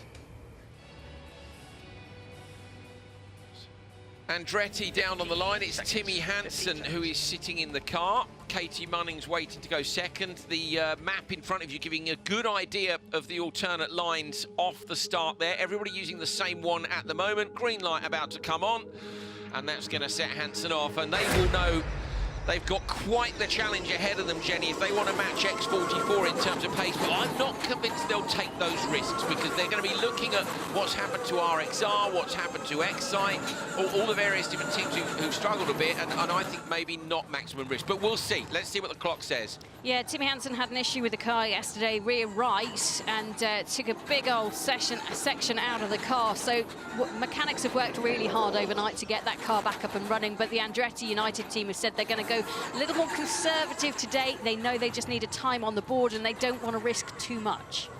Be interested to see where Hansen comes in. I'm also keen to see what he does with the Continental Traction Challenge, whether he tries to do something in there with the hyperdrive.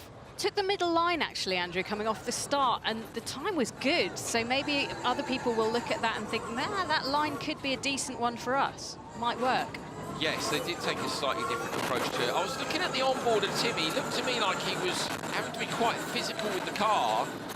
I hope they've not got an issue already, but onboard he was gritting his teeth and looked like he was trying quite hard. Let's see in this slow corner. No, he seems okay through there. That's good.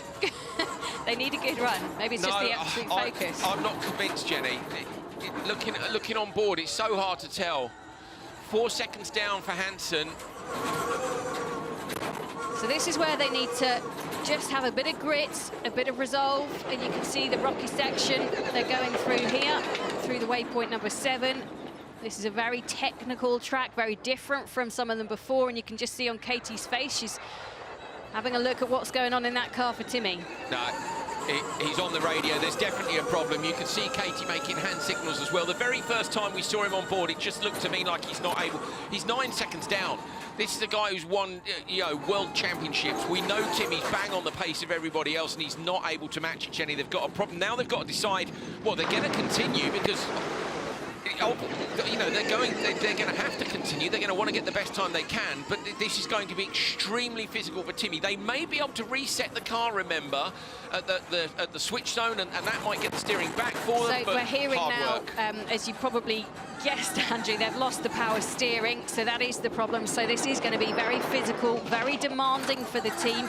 As I said, the mechanics had to rebuild that car overnight. They were working long and hard into the evening to get that done, and maybe something happened, who knows. But for Timmy Hansen, he's got to wrestle a very heavy car. 1,832 kilograms of car is the minimum weight this weekend. It's the bumps, Jenny. That's the thing. So every single one of these bumps, he has to take it easy, because you've all tried at home to park your car. If you stalled your car and the power steering stops, or someone's giving you a push start, maybe a bump start in a modern car where the power steering isn't on. Think about how hard that is. Now times the size of the Continental wheels and tyres, double what you've got on your road car, and then look at every one of those bumps coming back through. Now I hope you're getting an idea of how physical it is for him to drive it, and Katie may have to do the same for the whole of her run. It's like driving through treacle. Imagine that. Yeah. Your arms full pump, you're just trying to hold on and really wrestle the car around. So Timmy doing a great job, even though it's a slow job. It's really important for them that they go around and set a time. Doesn't really matter what the time is.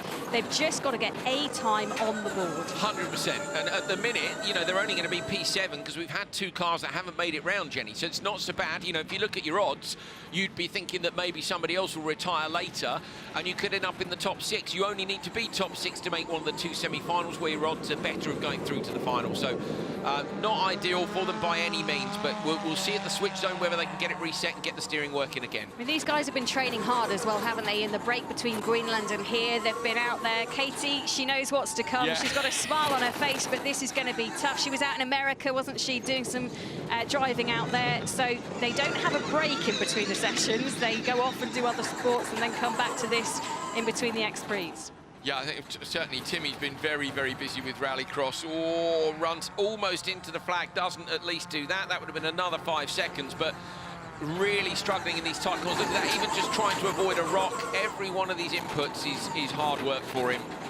So Katie will know what she's got to do.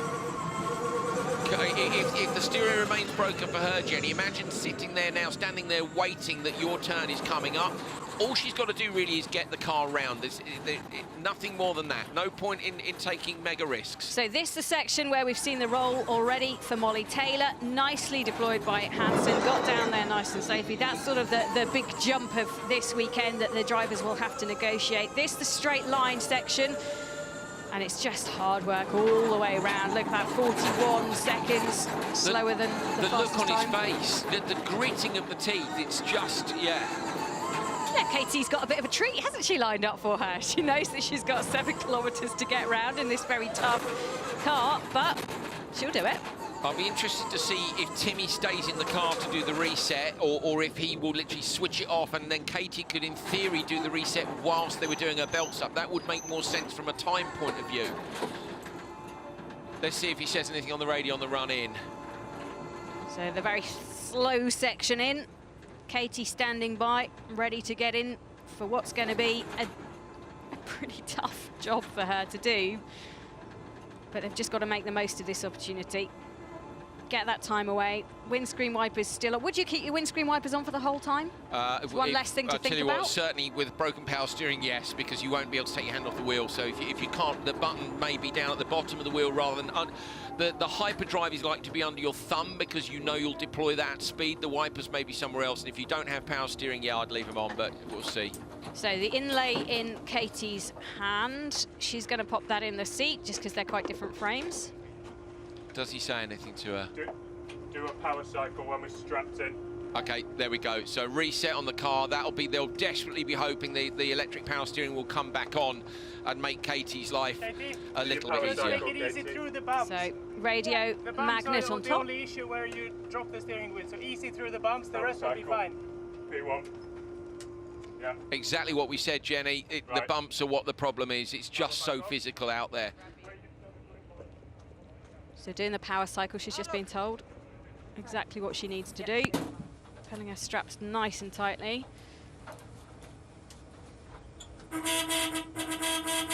That's the reset noise, which we're familiar with if you've been watching the whole series.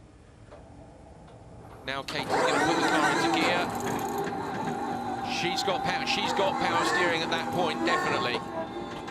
So the problem may be fixed, but an absolute shocker and a very physical run for Timmy Hansen.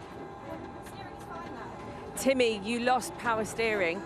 What was your advice there to Katie? I didn't have any power steering from the start. From the first bump, the power steering was gone. And in the beginning, I could hold on to it, but then at the end, yeah, it's just too long and too tough. I said to Katie, just take it easy through the bumps. I lost the grip of the steering wheel so many times. But yeah, I didn't barely get off the start line before it went. Okay, thanks for speaking to me. Thank you.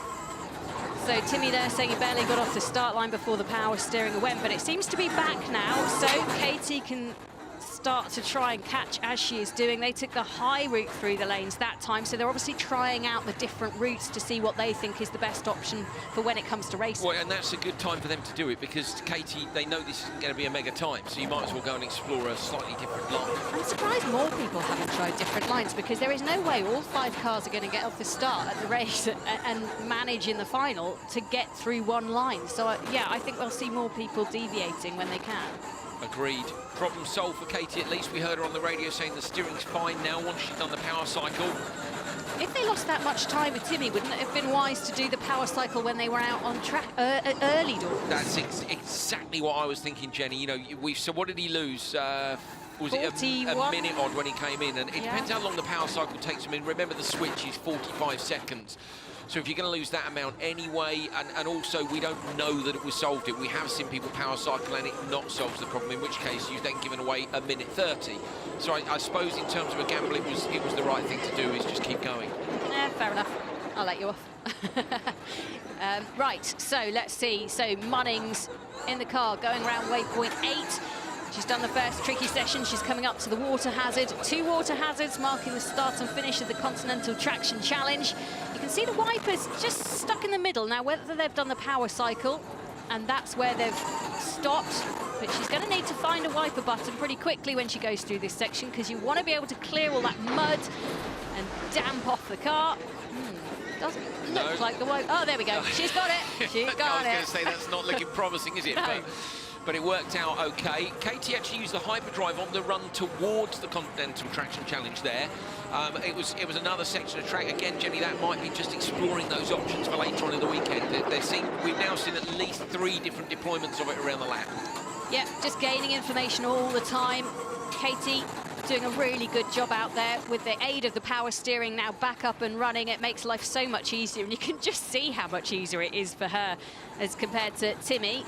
So the next water feature is ready and waiting. This is a deep one. It's much easier if you go through it on a straight trajectory, which is exactly what she did. And that's the end of the Continental Traction Challenge marker board. The super sector from last time out, 5 points on offer at the moment, is the X44 team, who seem to be leading the way. I'm sure we'll see more challenges. There we go. You can see the leaderboard on the top right, leading everybody by 2.76. So Andretti United here in 3rd place on that. That's 2.76 is a healthy old margin for X44, isn't it? We've already said you're going to have to use the hyperdrive in that section. If you want to take that time, you're going to have to use it in that section of track. Andretti United having a decent season. They've had that P2 in Saudi. They won last time in Greenland. It's a shame, really, that didn't go according to plan in Senegal. Otherwise, I think they'd be right in the mix. And they're still there. I mean, they're within 20 points of the championship leaders, and they're only 12 points back from X44. Yeah, no, a good weekend this weekend for them, and a bad weekend for others. May well see them really manage to jump up. And obviously, they got that win, and that confidence-wise must mean so much for them to be able to come together, and it was a real team effort. That was the camera getting kicked out of the way, yeah, no problem. One down. A few more to go. That's okay. Yeah, Katie said in an interview, actually, in between the rounds, how much of a confidence boost it was to know that the pace was there, to know that they could do that. Obviously, she passed Molly on track as well. Molly's been the benchmark from the female drivers, Jenny, this season, and I think, you know, you're always measuring yourself against your best competitors, aren't you? And Katie was able to do that, and I think you come away going, okay, I can do this. I've got this. I've got the pace for it. Right approach by Katie as well here. There's nothing to be gained by her going absolutely banzai on this run, because Timmy's lost time with the issue they had. Just got to bring the car home. Yeah, she still wants to get her eye in, though, doesn't she? And give it a bit of a push so that she knows what to expect when it comes to the latter rounds. But you can see she's heading towards the finishing line. We've seen a few of the drivers take a little bit of a wider section there. She's coming nicely in. It's quite bumpy, but quite straight as well. That's why they're not using hyperdrive there at the moment. But maybe when it comes to a racing scenario, that could be another option. So Munnings through the finishing line. Good job by them. Good recovery after the problems that Hansen faced. Safely round in 3rd.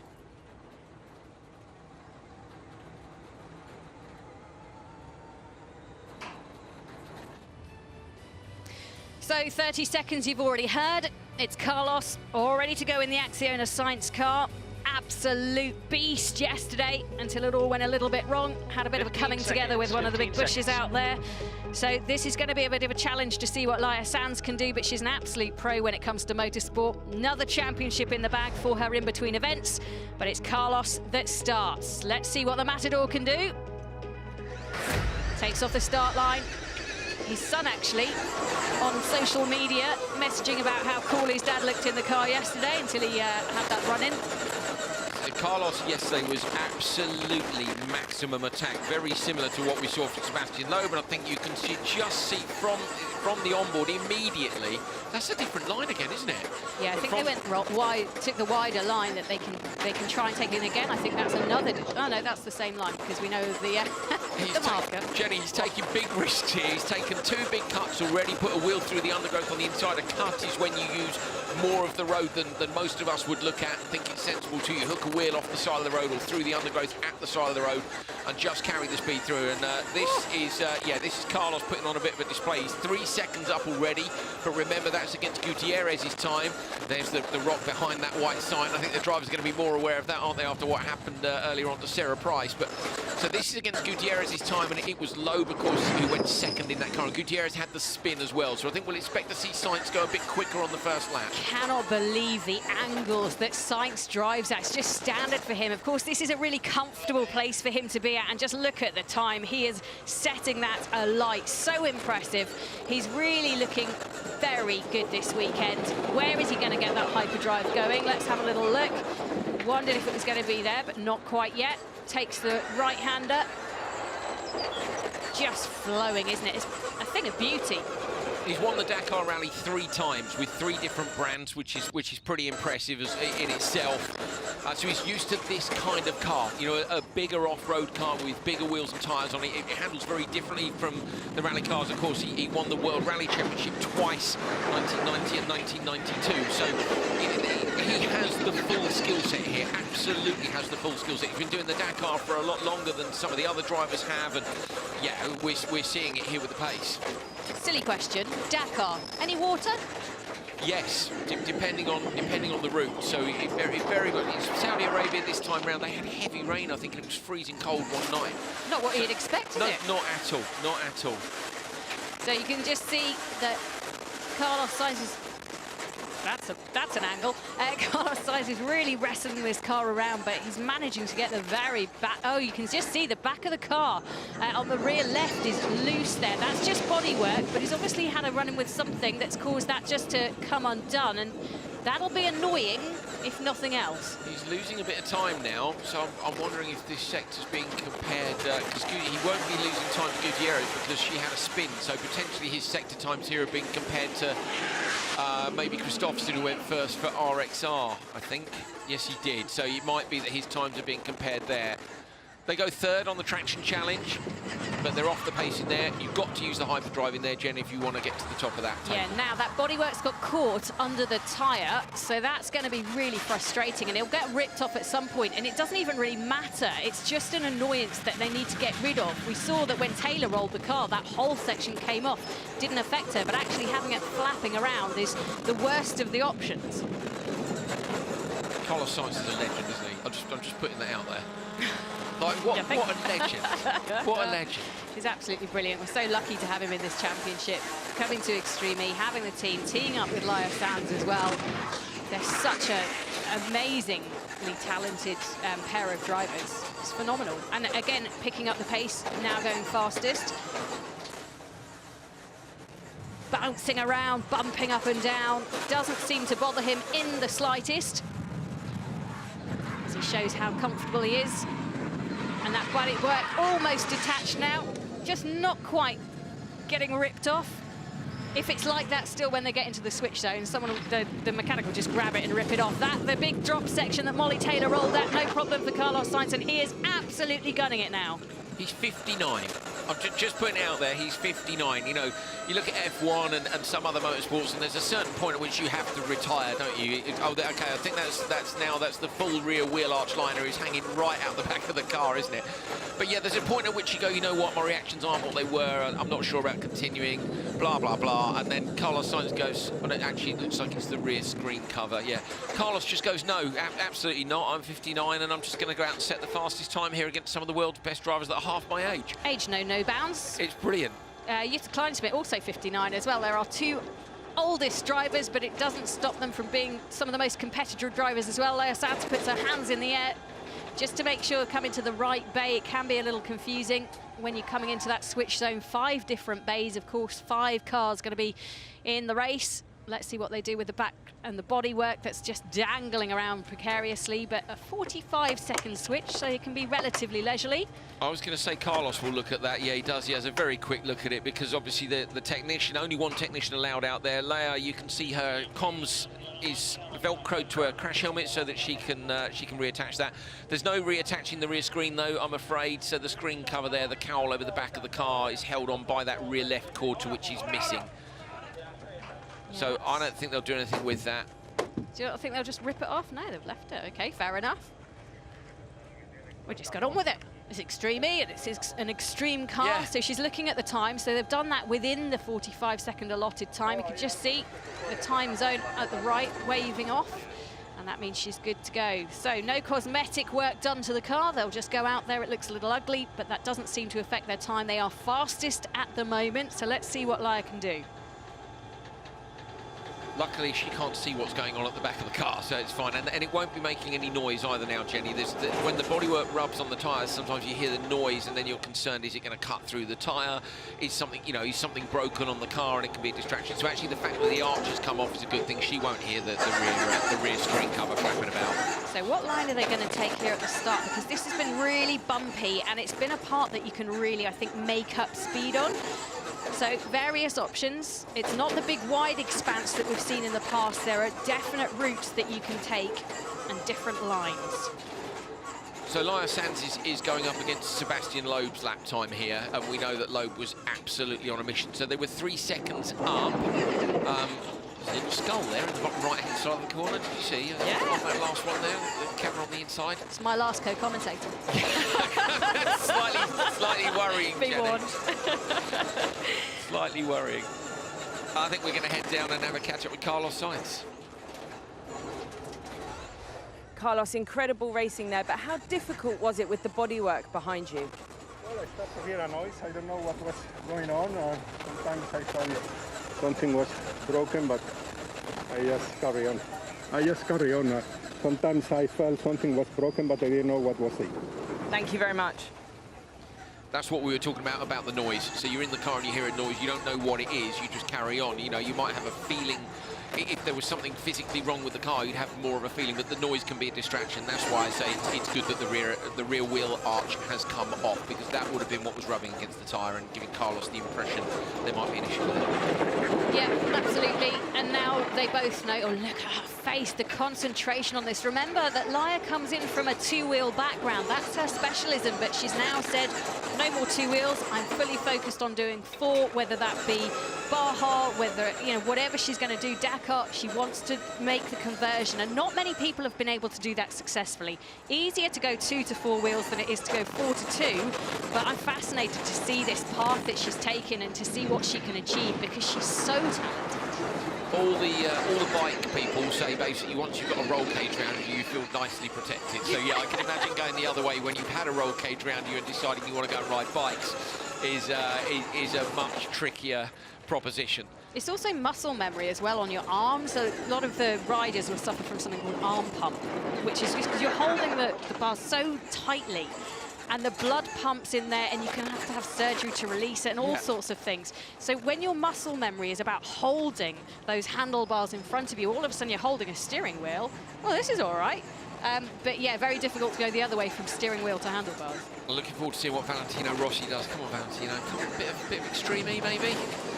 Laia Sainz through the exit of the traction challenge there, flinging the mud up over the screen, but actually she gets away with it both times. We saw yesterday in free practice, Molly Taylor didn't get away with it, and her wipers weren't working, so she had a huge amount of mud on the screen. That just depends how you hit it, what angle the wheels are at. You don't worry about that, and you know, you don't think to yourself, well, I must keep the wheels straight so I don't get mud on the screen. That's not the case at all. But both times for Laia, the mud was dispersed to the sides instead of over the top of the car.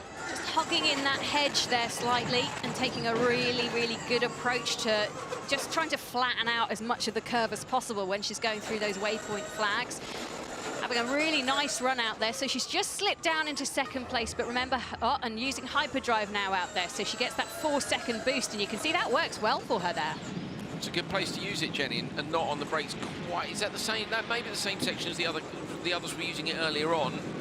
We think, don't we, there's a long straight that potentially it could be used on. We're sitting in 3 places now. Once Katie was before the traction challenge, Sebastian Loeb during it. Most people on that section that you've just seen Laia use it on.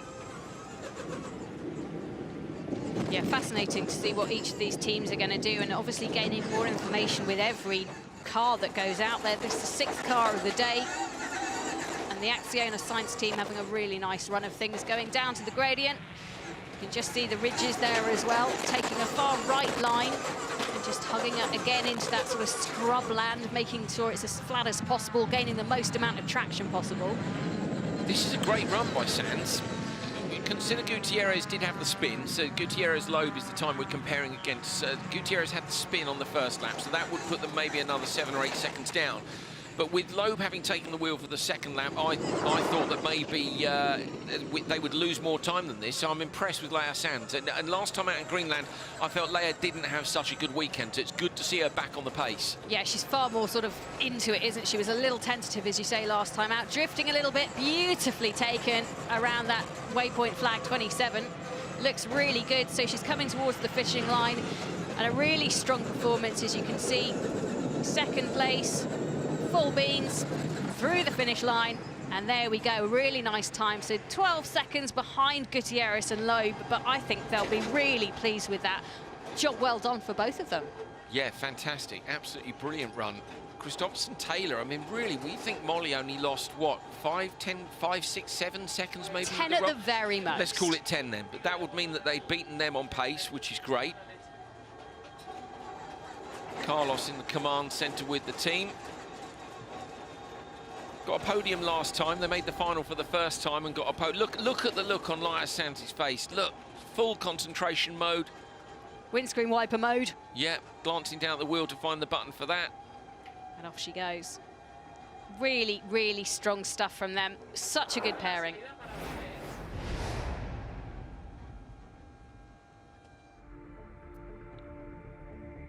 So, first up, it was RXR to tackle a start, and we're just going to analyse the different lines they take. So you can see going far to the left and then along and through that section, which is quite flat, but then the car kicks up as well. So that's one option that you can take, and this is the first start we're seeing with multiple lanes. It's not lines, is it? It's definitive lanes. Yeah, so you're not able just to pick across a wide expanse like we've seen before. You can see gate 2, which they've just passed through. The dust there is just between gate 2. So that's kind of your exit of these multiple lanes. But that line is what I would call, let's call that the classic line. That's the one that we've seen most of the teams take off the start line. Now we're going to see maybe an alternative. So initially it looks like the same line. Is it going to be the same? No, so they go hard over to the left-hand side. That's way further offline. So where does this one? It's so hard to tell from on board exactly what line they take. This is fascinating to see from the drone shot because, yeah, as you say, they've gone far left as you can go. And if you look out to the right, you can see that the alternate lanes, that fifth lane on the right is a hugely different one. So when it comes to racing and working out what you want to do and what you're going to be forced to do, grid play is also going to come into an option here because you want to pick your lane and get there first. Now I'm looking back and thinking, I wish I'd noted the splits and which line they took, because there was one occasion where we saw somebody was a half a tenth up and then suddenly 3 seconds down. So there's obviously a big difference between these different lines. Well, we'll call that the left line, That's shall we? Definitely the left line. You've got your classic and your left. Line. I think this is going to be the classic line again from what we've been told. So coming up towards, they should make a right now. So that's the same line that RXR took through the middle. Jenny, to me, this looks like the shorter route in terms of, you know, actual distance. But I wonder if the exit speed of the line that X44 took on the far left is maybe faster because it's a straighter line than up through gate 2, which is where the car is headed right now. We are going to have to get some serious stopwatch action going on, and I'm sure all of the teams have this information now. So this is another option. So this is, again, I think going to be the left option. Let's have a look. This is the Acciona Sainz team, and yes, once again, they've gone with the left-hand lane. So you can see what Andrew was talking about. There's a kind of right here, the kink that you've got to straighten out, and then it's through that waypoint flag marker. You can get up more acceleration, and I wonder if the traction varies quite a lot as well with those big ridges that we've seen. So very different ways to skin this cat when it comes to the start. The merge is going to be very interesting indeed because the closing speed on the two different lines is going to be huge. So if you're coming in from the left-hand line, you're going to be going much faster than the car that chooses to take the middle line. So that is all going to unravel tomorrow when we go racing on this unique start in Sardinia. So we're ready to go for the third of our trios of cars. You can see there, X44 still there because they have set the fastest time so far. But JBXE will be next to go. It's Kevin Hansen They've made that switch official now. Jenson Button is the manager of that team, Kevin Hansen the driver, and they will take to this track shortly with Michaela Arlen-Kostelinski in command centre. 30 seconds, 30 seconds. 30 seconds to go. Tough gig here for Michaela Arlen-Kostelinski. So yesterday, Kevin Hansen went out in free practice and unfortunately broke the car, so he didn't get a full lap. But Michaela Arlen-Kostelinski barely got a look in, so she would have had a run potentially in shakedown. But again, Hansen may have done the shakedown because that's only a part of the course. And the team actually appealed to get a ride around the course with the sporting director driving them slowly so they could actually see the track, Jenny. So that gives you a good idea of what they're up against, and the clock will tell us how much of a disadvantage that is. Yeah, Kevin Hansen at the wheel. Looks like he's going for the, what are you going to say? That's middle, I think. Classic. Classic, yeah. Classic line. Yeah, absolutely. Gone for the classic line.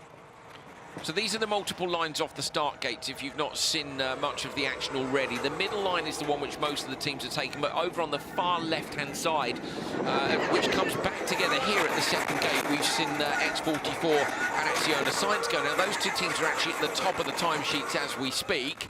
But of course, it's not just about the start, it's about the entire lap. So I don't think it's fair to say that that start is giving them that advantage. We're really keen now to figure out how that merge is going to go down tomorrow, because that number 2 gate isn't that wide, Jenny. No, and I think that's, yeah, they're definitely going to come to blows, aren't they? You can see Arlen-Kostelinski just there in command centre, watching her teammate Hansen giving it full beans, going out there and really attacking this track. Live position is 4th at the moment. JBXE really needing a solid weekend as well.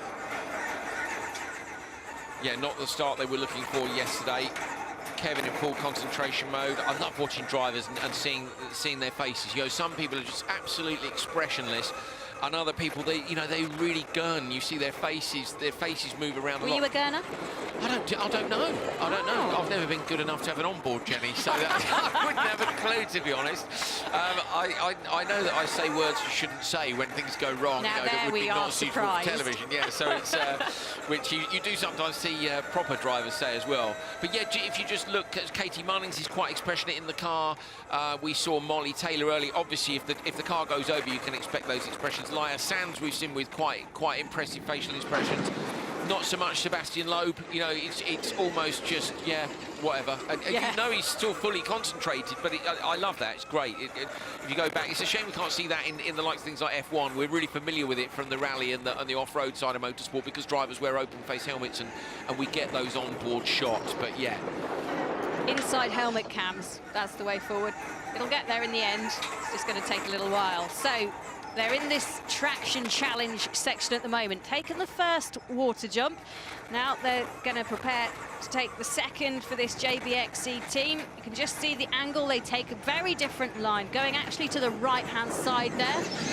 Going through the middle of that water. You can take it left or right, either way, but that's the way they've chosen, and they are catching all the time at the moment. Good run here from Hansen, showing some stability in that car. Looks like they've set it up pretty nicely at the moment.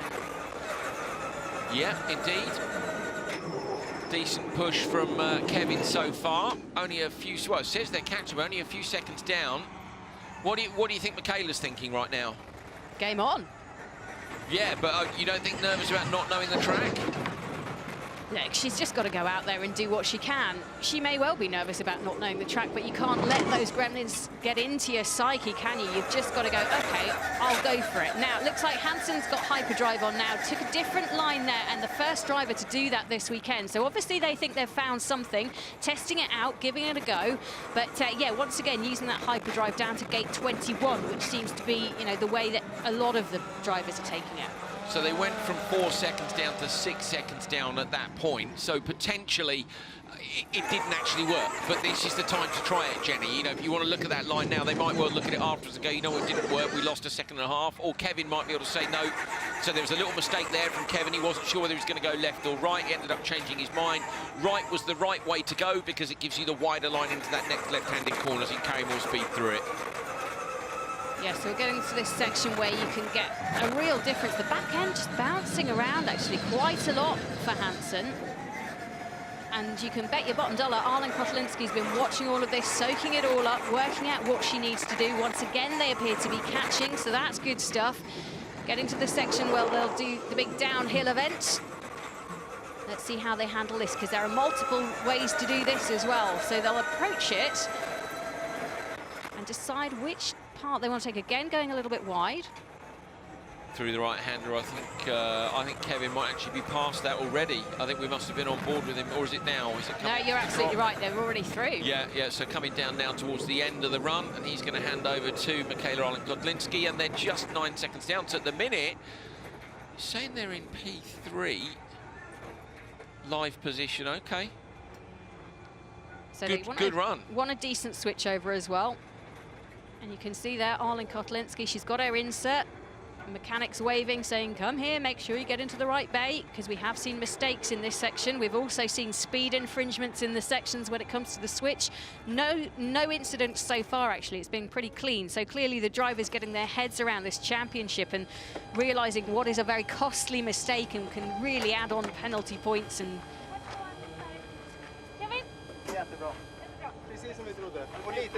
okay, so the feedback's in Swedish. I'm afraid my Swedish isn't good enough.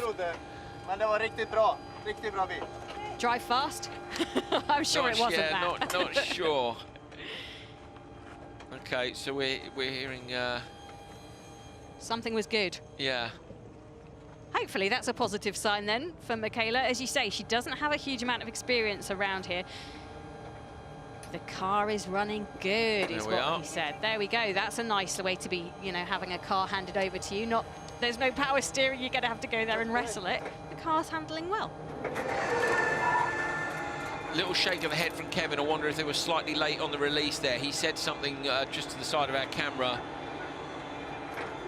Michaela just adjusting the belts across her Hans device. That's the head and neck safety is what that stands for. It's the device which attaches the crash helmet to, it's like a carbon fiber halter which you wear across the back of your shoulders, and that helps if you have a frontal impact. That was, I'd like to say recent. It's probably not. It's probably 15 or 20 years now, but it's a brilliant piece of kit, and it's saved a lot of drivers from pretty serious injuries. So that's, you know, the reason they have to do this switch in the 45, which is generous enough, I think, but still challenging, is to make sure that everything is, as Jenny said earlier on, correctly attached, and that's from the safety gear through to the comms equipment. Tell you what, just watching all of the drivers coming out of that switch zone, it's really bumpy straight away. So there's no, welcome to Sardinia. It'll be nice. It's straight in, and as soon as they hit the accelerator, it is hard and it is aggressive, and that sets up the way for the whole course, because it's like that all around the track. Under 10 seconds down at the minute, so good start from Olin-Kodlinski through that bumpy first couple of sectors. Let's see where she is as she goes through waypoint 3. A little bit tight on the flag on the left-hand side there, and dropped a second or so. Yeah, not quite the drifty style that we've seen from some, especially if you think about what Carlos Sainz did out there. A very different driving style.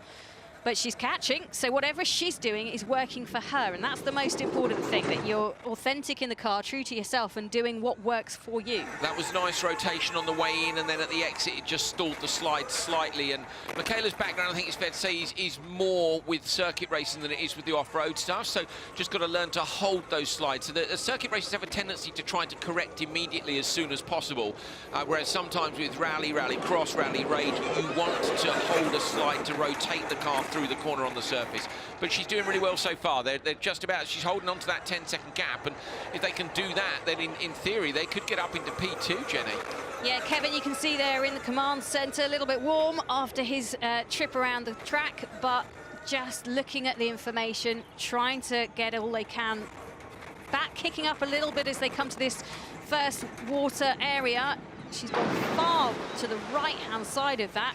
Coming up, windscreen wipers on once again, making sure she's got clear vision. Very different from a circuit racer's background, where the water that you find will only ever be rain, really. Yes, if you find mud, you've definitely gone off, haven't you? Yes. Yes, that's not a good day. Gaining again, so now only 8 seconds off the pace. This is a great run from Olin-Kodlinski and Hansen for JBXE. I think she's really shown her improvement actually through this championship, and I'd say she's one of the ones who's most improved when it comes to where she was and starting out to where she is now. She's doing such a great job. I think there's been a big improvement from most of the teams. Basically, I think at the start of the year, the likes of X44 and RXR, for whatever reason, had done better homework, and they just figured out what it was that was going to make them quick, the settings on the car. Maybe they got there a bit sooner. Maybe their drivers were already a little bit more suited to the car. And what's happened as we've seen the events go by is some of the drivers have learned how to drive the cars, and also, Jenny, I think some of the teams have dialed the cars in a little bit more. So what we've got now is a field which is much more closely matched than it was when we started the season at Saudi Arabia, and that's great. Yeah, because all of these cars in essence are the same, exactly. But how the teams, and they are very small teams because of the footprint that we're taking out there and that is being left behind in Sardinia, so they are small teams, but the way they set them up, the way they approach a weekend, as you say, the way they adapt to the field, the feedback the drivers give them is crucial. Hyperdrive. Oh, I think she was late on the hyperdrive there, Jenny, yeah, and I was right, she was. So you could see she activated it very late, almost like she'd forgotten and then realised where it was. To be honest, wasted it because you've used it and then run wide with it. So not only have you not made the most of it, but you've then run wide in the corner. It's not a big deal, you know, let's not get overcritical, but it's cost her about 3 seconds and potentially the difference between P2 and P3, I think. Showing them as in 4th place now, but it's pretty hard to tell right here. Yeah, she'll know for next time that she needs to get on there just that little bit quicker. Now we are actually coming up to the extreme drop, as they call it here. Oh, I can just see it bashing around. She's got the visor down as well now. She's actually had to lift her helmet there as well. You saw her reach up and grab the chin strap and push it up, and again. So her helmet, I would argue, is maybe a tiny bit too big, or they could put another pad in the top, which would stop it from nodding. So when you hit the helmet that hard, it nods. So the visor, the sunglasses visor, is what she wants. What she doesn't want is the peak. The peak is a hard plastic peak, and if that comes down, you just can't see where you're going. Yeah, not ideal when you're in a car going this speed. And this is one of the fastest tracks I think we're going to see, because the ground is so hard for them under that sand, which is on top, that, yeah, we're going to see some really good speeds around this. Into the right-hander towards the end of the lap. Where are they going to finish then? JBXE, Hansen and Arlen Kotlinski. It's been a good run, blasting down now towards the finish line. The target would be Sainz and Sands for P2, but I think they're going to end up P3 over the line, and they go 3rd. So it's a good run, 22.9, but they're ahead of championship leaders Christopherson and Taylor. Kevin Hansen's pleased with that. Fist pump with the engineers and the tacticians in the command centre, and all smiles. Great run, Jenny. Yeah, really good for them, really impressive. They wanted to go out there and get as clean a run as they possibly could, and that's what they both did, actually, for both Hansen and Arlen Kotlinski. Went out there, no major issues, which is exactly what they needed, and to come in for JBXE in 3rd, I think they'll think that's a really positive start to their weekend. It's absolutely massive. It's a fantastic result for them. Really, really good start. After the start of this session as well, we saw a couple of people trip up and have problems, but not for these guys. So this was off the start, look, straight over the dirt in the middle. Ah, first car I've seen do that. Why not take that right line there? There must be something in that right line, Jenny, that we can't see. Maybe there's a heavy rut across it, which, do you see what I mean? Almost a shortcut through the middle. Yeah. Someone will risk, I mean, Sarazan will risk it, won't he? Haven't seen what he did last time in the rock garden. We can imagine Sarazan going, I'll have that, no problem. So, yeah, fantastic. Brilliant run by JBXE. They go P3.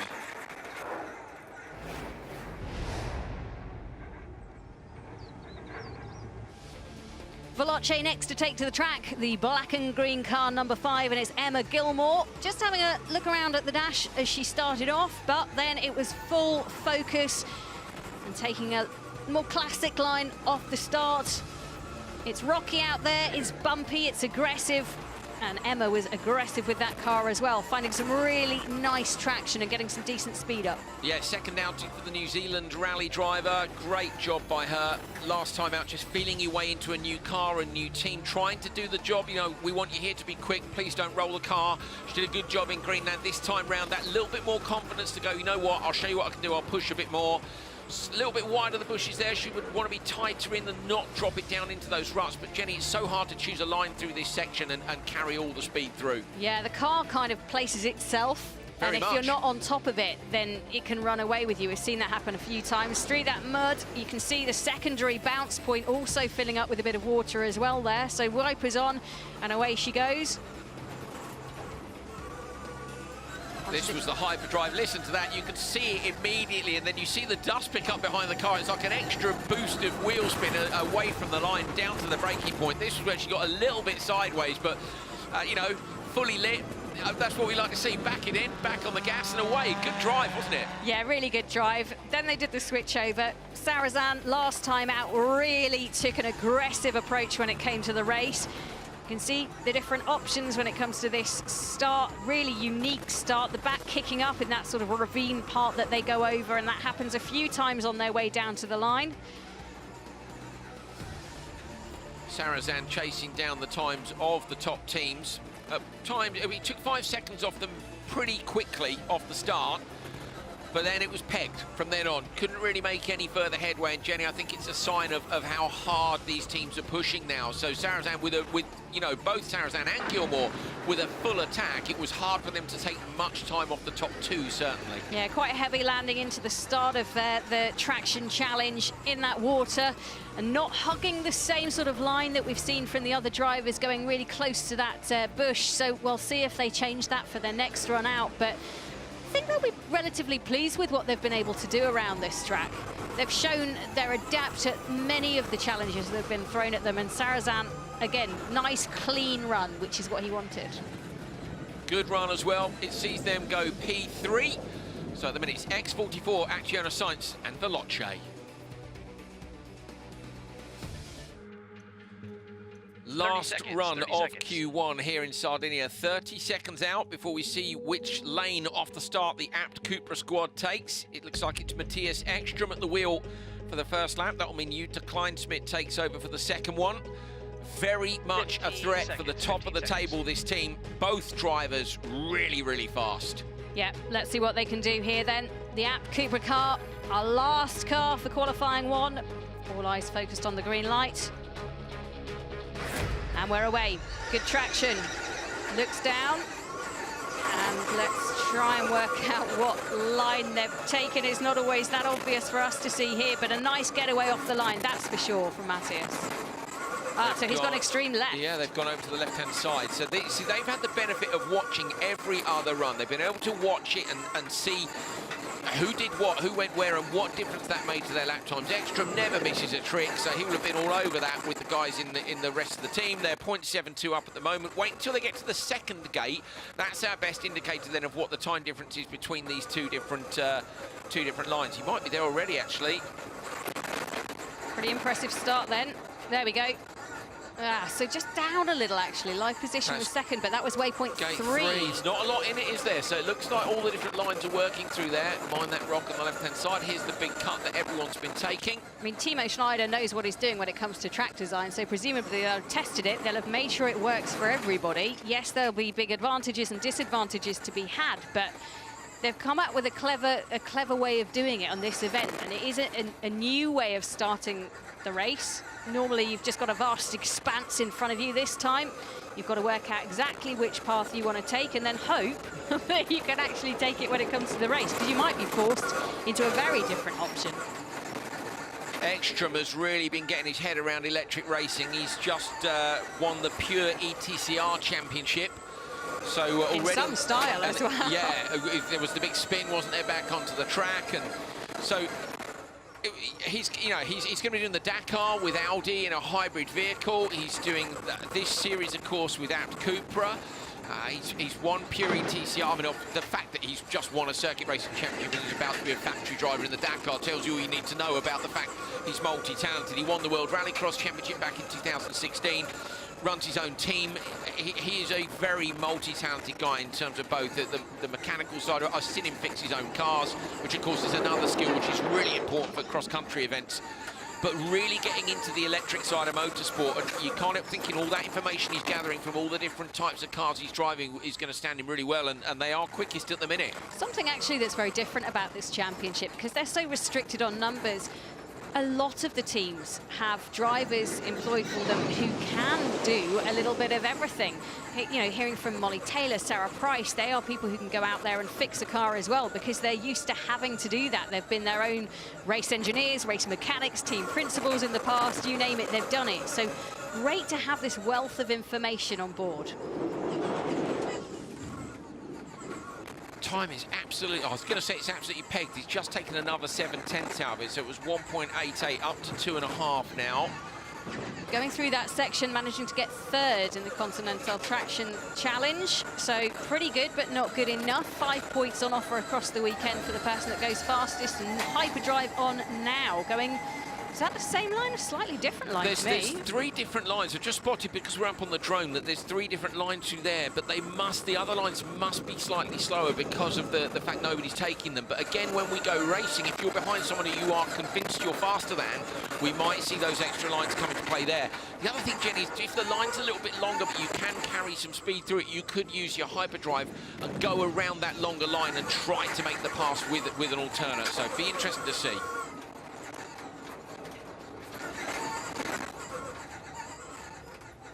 So Matty's Extra really wringing the neck from this car, doing a great job. The last driver out on track for the ABT Cupra XE team, handing over in a short moment to Jutta Kleinschmidt, who is now a permanent fixture in this championship, and the two of them bringing really good knowledge and racecraft and driving to this championship. Down the gradient they go.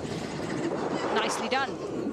Is the 9th car on track going to go to the top qualifier spot here after the first qualifying session? Of course, got another session to go later on. The track, to me, Jenny, hasn't degraded much. You know, when we saw in Saudi, the sand moved around a lot. We saw the same on some of the narrow sections in Greenland. We definitely saw it in Senegal as well. Some of the drops really changed. The crests changed.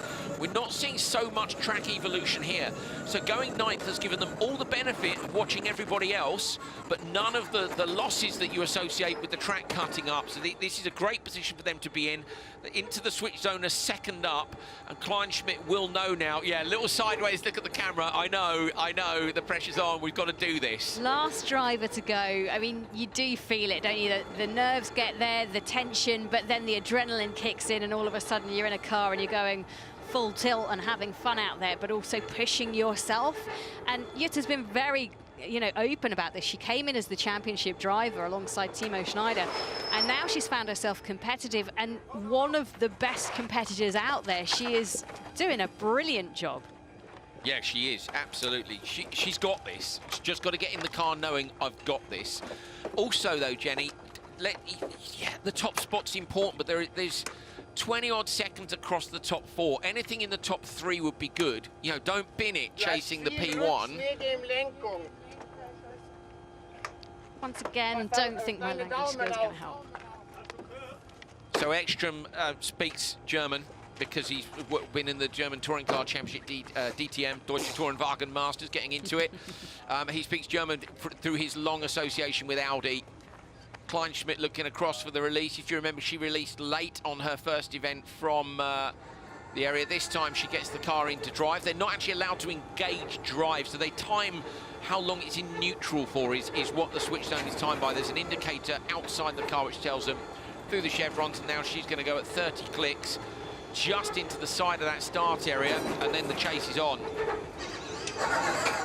Acceleration, and let's see how our last driver can do. Jutta takes to the track, and it's a bumpy old start. Wakes you up, that's for sure. And down into the rock hazard. Car swinging around, but it's looking really good out there. What can ABT Cupra do here? That's the question.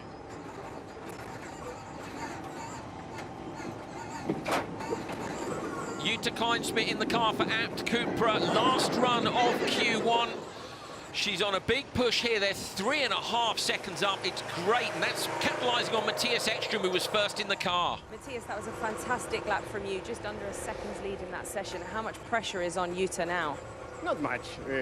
Right now we want to have a clean session with no problems. That's our aim, so I try to keep it steady, but there's a lot of force in the steering, so I feel my underarms and my hands, they're bone red, and anyway, happy to bring the car back in one piece. Thank you. Thank you. So obviously it's taking a lot of hard work to get this car around. It's a real tough test for the drivers, but one that they're enjoying, and you can hear from Ekstrom. It's so calm, actually. After stepping out the car, I'd be all over the shop. I'd be so excited, my adrenaline levels would still be high, but That's part of being a driver, isn't it? And a top-level driver is managing that adrenaline level and bringing it up and down as you need to. He knew it was a good run, and that's why he looked so pleased when he got out the car. That's the line you want to be on, tight in on the bushes on the left-hand side of Kleinschmidt, keeping a wheel out. She's varied here from 3.5 to sort of 0.5 up. Finally now there is slightly in deficit, but what Ekstrom said is exactly what we said a minute ago, Jenny. Winning the session is not important. What's important now is, you know, P2 would be absolutely epic. P3 even is good. Yeah, of course, P1 would be nice, and she's gaining again. She's just got to bring it home, nice and quick, no mistakes, get it done. Matthias said, we want a session with no problems. Again, going very wide right there, as you can see, a very different line to others, and almost kind of jumping into that water and out the other side. Window a little bit open for ventilation, a little bit trickling through there. That's okay. Decent time, but needs to find a little more, I would suggest. Yeah, a tiny bit inconsistent in that, you know, up and down on the time, up and down on the time, just a little bit wide, a little bit tight, but it's just so impressive. I love the fact that Jutta had pretty much retired from motorsport, comes in as championship driver, as you say, alongside Timo Scheider, and then gets the cooler, absolutely nails it, and about, you know, we had a little WhatsApp group, didn't we, and I'd said how tight's her contract as the championship driver. About 2 days later, she'd been signed up by ABT Cupra, so it was kind of inevitable, I think, with a performance like that, and I'm just so pleased to see her back out and competing in top-level motorsport. It's brilliant. Yeah, she's a legend. Absolutely brilliant, and as you say, she brings so much to this championship. It's a joy to watch her around here and in the ABT Cupra car as well. Fascinating. Won the Dakar Rally outright in 2001, the toughest, longest endurance rally in the world, the most famous one, and Jutta Kleinschmidt won it. That's the level she's at. She is brilliant. Now, I enjoyed watching the Veloce car through here. They really managed to throw it around and get some good trajectory. I want to see and compare that to what Kleinschmidt can do, because I think this is going to be a key section. And can you imagine this? Tomorrow, 5 cars going through this section, all wanting the best. Yeah, it will be. She's lifted off the throttle a little bit there, maybe slightly unsure, and again over that crest. That crest is flat. Has she got an issue there? Is she struggling to keep the car on the line she wants it on? Maybe not. This is where a lot of people have been using the hyperdrive. Little bump there that she managed to just get on top of, which lifted the car. I don't think that was the line they'll choose to take next time, but as we said already, the car can kind of get carried away with itself. She lost 8 seconds through there, Jenny, so there's either an issue, but I think more likely she lifted twice, unless she's got a power steering problem. It doesn't look like it, no. Looking at the inputs in the car, I don't think she has. Oh, straight on over that as well. That's definitely an alternate line. But she's driven a lot of this run like you would drive an endurance rally, so at 90% risk, not 100. So you're not flat over every crest, you're not flat through every little section, and it just means that the car will last, and that really is the job here. Straight lines that again, I think there's a little bit of exploring going on, which is costing them a bit of time. They're on for top 3. It's going to be close between them and Veloce. Just wonder if this is strategic as well to a point, potentially, when it comes to what qualifying session you get into, what race session you get into. You don't want to be in the crazy race. Only one car goes through from the crazy race, but top 2 come through from race 1 and race 2, so maybe that's strategic. Yeah.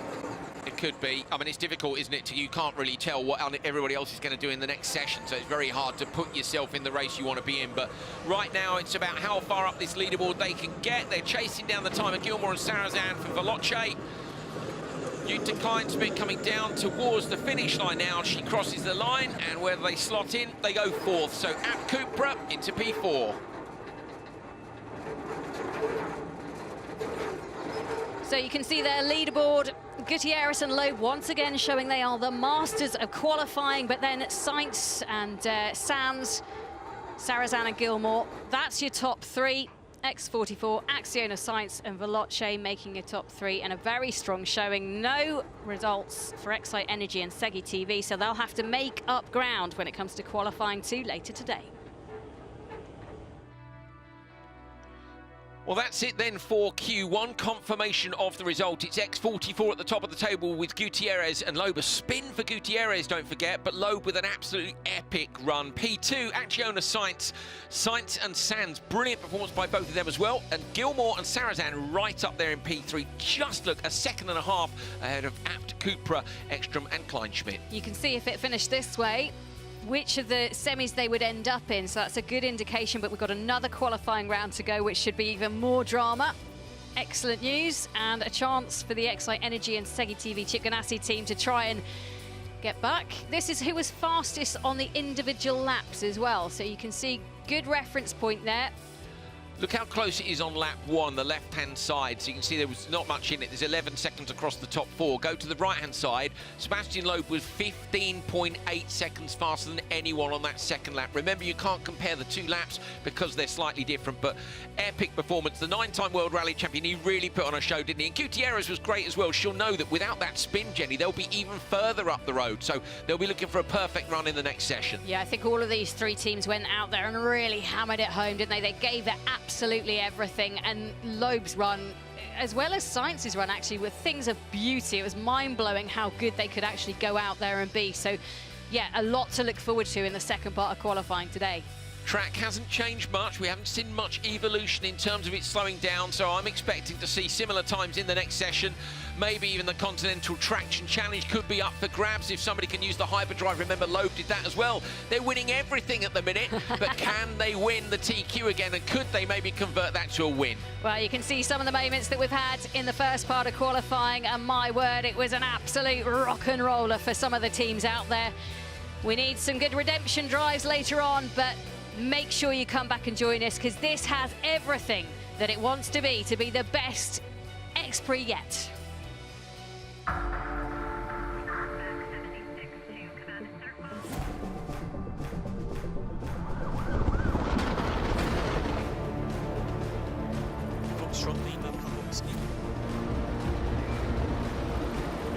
Attack this lap.